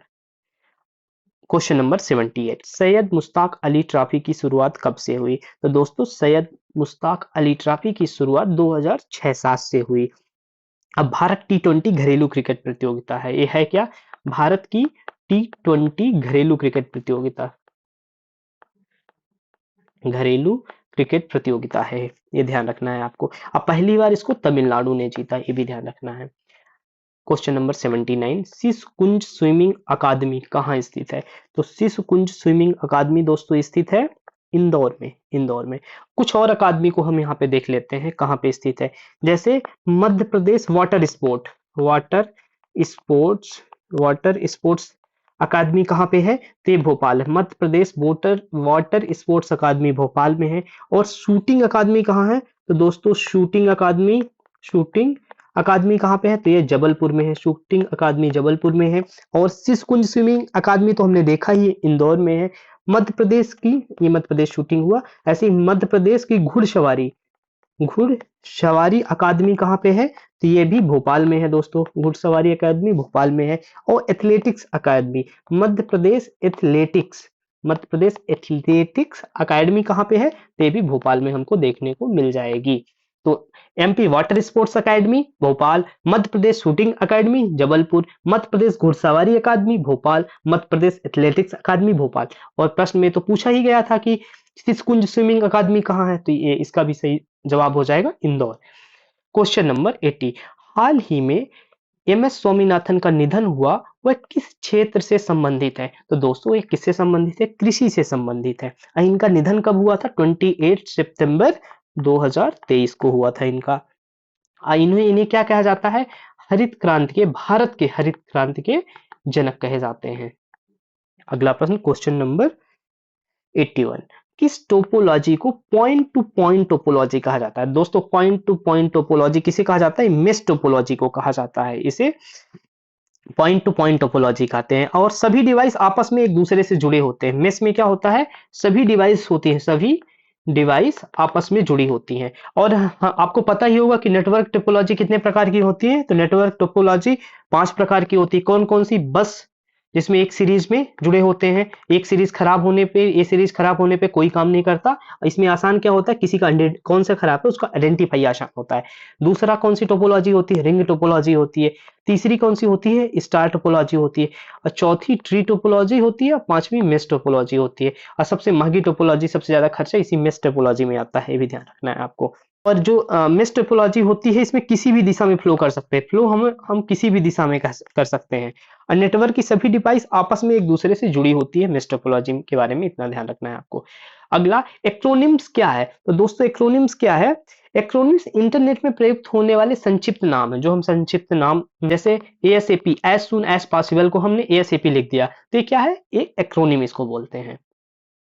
क्वेश्चन नंबर 83, भारत के पहले ऑपरेटिंग सिस्टम का क्या नाम है? तो सही जवाब हो जाएगा पहले ऑपरेटिंग सिस्टम का नाम माया है, माया। इसे कब 15 अगस्त 2023 को रक्षा मंत्रालय के द्वारा रक्षा मंत्रालय में स्थापित किया गया है, रक्षा मंत्रालय में स्थापित किया गया है। तो भारत का पहला ऑपरेटिंग सिस्टम माया है जो 15 अगस्त 2023 को रक्षा मंत्रालय में स्थापित किया गया है। नंबर 84, कौन निशुल्क ईमेल सेवा देता है? तो हॉटमेल, याहू, रेडिटमेल, ये सभी जितने भी हैं ये सब फ्री मेल सेवा, निशुल्क ईमेल सेवा प्रोवाइड करते हैं, तो ध्यान रखना है। गूगल लेंस की किस वर्ष लॉन्च किया गया? तो दोस्तों गूगल लेंस 2014 में लॉन्च किया गया। इसका काम क्या है कि फोटो देखकर किसी भी चीज की जानकारी बता देता है। तो गूगल लेंस 2014 में लॉन्च हुआ, ध्यान रखना है। किसी संस्था के नियंत्रण में स्थित नेटवर्क को जो किसी अन्य नेटवर्क तथा इंटरनेट से जुड़ा होता है उसे हम एक्स्ट्रानेट बोलते हैं, उसे हम एक्स्ट्रानेट बोलते हैं। ऐसा कोई नेटवर्क जिसे जो किसी संस्था के नियंत्रण में स्थित नेटवर्क हो और जो अन्य नेटवर्क के साथ इंटरनेट से जुड़ा हो उसको एक्स्ट्रानेट बोलते हैं। यह एक लोकल एरिया नेटवर्क होता है। एक्स्ट्रानेट कैसा होता है? एक लोकल एरिया नेटवर्क होता है जो किसी अन्य नेटवर्क जैसे इंटरनेट से जुड़ा होता है। दुनिया का पहला एंड्रॉयड रोबोट कौन सा है? तो दोस्तों दुनिया का पहला एंड्रॉयड रोबोट इब्न सीना रोबोट है। कौन सा है? इब्न सीना रोबोट है। यह दुनिया का पहला एंड्रॉयड रोबोट है और इसके पास अरबी भाषा में बातचीत करने की क्षमता है। किसमें?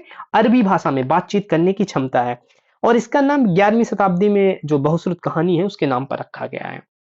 क्वेश्चन नंबर 88, राष्ट्रीय आर्टिफिशियल इंटेलिजेंस पोर्टल कब लॉन्च किया गया था? आर्टिफिशियल इंटेलिजेंस पोर्टल तो ये मई 2020 में लॉन्च किया गया था।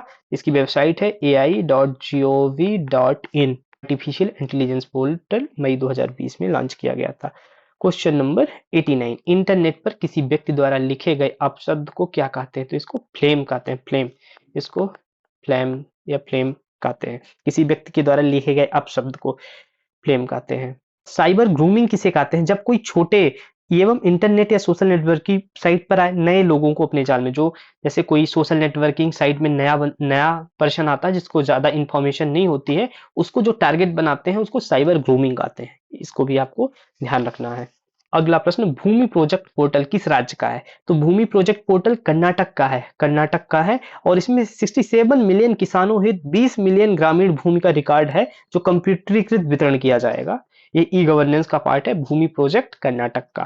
क्वेश्चन नंबर 91, भारत के निर्वाचन आयोग के कार्य संसद एवं राज्य विधानसभा के सभी चुनाव करवाना भारत निर्वाचन आयोग का कार्य है। दूसरा, राष्ट्रपति और उपराष्ट्रपति पदों के लिए चुनाव करवाना, बिल्कुल सही, ये राष्ट्रपति और उपराष्ट्रपति का चुनाव इलेक्शन कमीशन ऑफ इंडिया कराता है। तीसरा, किसी राज्य में स्वतंत्र एवं निष्पक्ष चुनाव के लिए अनुकूल दशा न होने पर राष्ट्रपति शासन लगाए जाने की संस्तुति करना, ये राज्यपाल का काम है, ना कि चुनाव आयोग का काम है।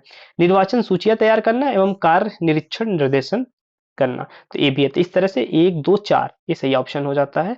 तो ऑप्शन बी एक नहीं सॉरी हाँ ऑप्शन सी 1 2 4 ये क्या होगा? ऑप्शन सी 1 2 4 ये सही ऑप्शन होगा, क्योंकि राष्ट्रपति शासन के लिए संस्तुति करना ये चुनाव आयोग का कार्य नहीं है। अगले प्रश्न की ओर बढ़ते हैं। क्वेश्चन नंबर 92, मध्य प्रदेश राज्य निर्वाचन आयुक्त का कार्यकाल है। तो मध्य प्रदेश निर्वाचन आयुक्त का काल 6 वर्ष या 66 वर्ष की आयु है। 6 वर्ष या 66 वर्ष की आयु है, जिसकी नियुक्ति कौन करता है? राज्य निर्वाचन आयोग की राज्यपाल द्वारा इनकी नियुक्ति होती है और 6 वर्ष या 66 वर्ष की आयु जो भी पहले हो तक इनका कार्यकाल होता है। इनकी सेवा शर्तों का निर्धारण, जो इनकी सेवा शर्तें होंगी इसका निर्धारण भी कौन करेगा? राज्यपाल ही करेगा। और प्रथम मध्य प्रदेश राज्य निर्वाचन प्रथम आयुक्त कौन थे? एन.बी. लोहानी है, ये भी आपको ध्यान रखना है। एन.बी. लोहानी प्रथम आयुक्त थे। और वर्तमान में कौन है? वर्तमान में बसंत प्रताप सिंह है। और प्रथम सचिव कौन थे? तो श्री प्रकाश चंद्र थे, श्री प्रकाश चंद्र थे, प्रथम सचिव थे। तो ध्यान रखना, कार्यकाल 6 वर्ष या 66 वर्ष की आयु जो भी पहले हो। क्वेश्चन नंबर 93, संघ लोक सेवा आयोग का अपना वार्षिक प्रतिवेदन सौंपता है। तो यूपीएससी संघ लोक सेवा आयोग अपना वार्षिक प्रतिवेदन राष्ट्रपति को सौंपता है। किस अनुच्छेद के तहत? अनुच्छेद 323 आर्टिकल 3231 के तहत संघ लोक सेवा आयोग का यह कर्तव्य है कि राष्ट्रपति को आयोग द्वारा किए गए कार्यों के बारे में प्रतिवेदन प्रस्तुत करे। क्वेश्चन नंबर 94, राज्य लोक सेवा आयोग के कार्यों का विस्तार किया जा सकता है। तो राज्य लोक सेवा आयोग के कार्यों का विस्तार करने की शक्ति राज्य विधानमंडल के द्वारा होती है। ये आर्टिकल 321 321 के अनुसार राज्य लोक सेवा आयोग के कार्यों का विस्तार राज्य का विधानमंडल कर सकता है। तो सही जवाब ऑप्शन डी। क्वेश्चन नंबर 95, राज्य मानवाधिकार आयोग के अध्यक्ष और सदस्यों की नियुक्ति के नामों की सिफारिश करने वाली समिति में कौन शामिल नहीं है? तो कौन नहीं शामिल होता है राज्य मानवाधिकार आयोग और सदस्यों की नियुक्ति में? मुख्यमंत्री शामिल होता है, विधानसभा का अध्यक्ष शामिल होता है, राज्य का गृह मंत्री शामिल होता है, राज्यपाल दोस्तों शामिल नहीं होता है। राज्यपाल शामिल नहीं होता है। राज्यपाल की जगह पे अगर वहां पे विधान परिषद है, तो अगर विधान परिषद है तो उसका जो चेयरमैन होगा और साथ में उसका लीडर ऑफ अपोजिशन, विपक्ष का नेता होगा, वो भी भाग लेगा जहां पे विधान परिषद है। राज्यपाल राज मानवाधिकार के चुनाव में भाग नहीं लेता है, इस बात को ध्यान रखना है। सही जवाब ऑप्शन डी। क्वेश्चन नंबर 96, राष्ट्रीय बाल अधिकार संरक्षण आयोग, राष्ट्रीय बाल अधिकार संरक्षण आयोग के अध्यक्ष व सदस्य किसे संबोधित कर अपने त्याग पत्र द्वारा किसी भी समय अपना पद त्याग कर सकते हैं? तो जब बाल संरक्षण आयोग के अध्यक्ष को अपना त्याग पत्र देना होता है तो वह केंद्र सरकार को संबोधित कर त्याग दे सकते हैं। क्वेश्चन नंबर 97, कौन सा कार्य राष्ट्रीय अनुसूचित जनजाति आयोग का नहीं है? एसटी कमीशन का कौन सा कार्य नहीं है? तो अनुसूचित जनजातियों के अधिकारों से संबंधित शिकायतों की जांच करना और निर्णय देना, दोस्तों ये काम नहीं है, क्योंकि संघ सरकार को जातियों के सामाजिक आर्थिक विकास के लिए सलाह देना इनका काम है, इनका सलाह देना काम है। और क्या काम है? वन क्षेत्र में रह रही अनुसूचित जाति और जनजातियों को लघु वनोपज अधिकारों को सुनिश्चित करना है और पेशा को पूर्ण रूप से संचालित कराना इनका काम है। तो आर्थिक विकास के लिए सलाह देना ये काम है, वन क्षेत्र में लघु वनोपज का अधिकार देना और पेशा को, ये तीनों काम है, पर ये काम नहीं है। तो सही जवाब क्या हो जाएगा? Option A. क्वेश्चन नंबर 98, राष्ट्रीय मुख्य सूचना आयुक्त एवं अन्य सूचना आयुक्तों की सेवा शर्तों का निर्धारण कौन करता है? तो केंद्रीय मुख्य सूचना आयुक्त एवं अन्य आयुक्तों की सेवा शर्तों का निर्धारण केंद्र सरकार द्वारा किया जाता है, केंद्र सरकार द्वारा किया जाता है। पर यह ध्यान रखना है उनकी सेवा काल के दौरान मिलने वाले लाभों में कटौती नहीं किया जा सकती। जो भी उनके कार्यकाल के दौरान लाभ मिलता है उसमें कटौती नहीं की जा सकती है। क्वेश्चन नंबर 99, केंद्रीय मुख्य सतर्कता आयोग सीवीसी वेतन भत्ते एवं अन्य सेवा शर्तें किसके समान होती है? तो ये इसकी संघ लोक सेवा आयोग के अध्यक्ष के समान, सीवीसी के भी वेतन और सेवा शर्तें यूपीएससी चेयरमैन के समान होती है, ध्यान रखना है आपको। इनके भी नियुक्ति के बाद कोई अलाभकारी परिवर्तन नहीं किया जा सकता है। और अंतिम क्वेश्चन, भारत राज्य खाद्य आयोग की वार्षिक रिपोर्ट विधानसभा के पटल पर कौन रखता है? तो विधानसभा के पटल में राज्य सरकार रखती है, ध्यान रखना, राज्यपाल नहीं, राज्य सरकार रखती है। तो इस तरह से दोस्तों ये महात्मा गांधी की पहली एफएलटी थी, इसको हमने देखा एफएलटी 1 महात्मा गांधी की। दोस्तों अगर आपको इससे लाभ हो रहा है तो प्लीज और लोगों तक इसको पहुंचाएं, अपने दोस्तों के साथ शेयर करिए और वीडियो को लाइक करके हमारा प्रोत्साहन बढ़ाइए। Thank you so much.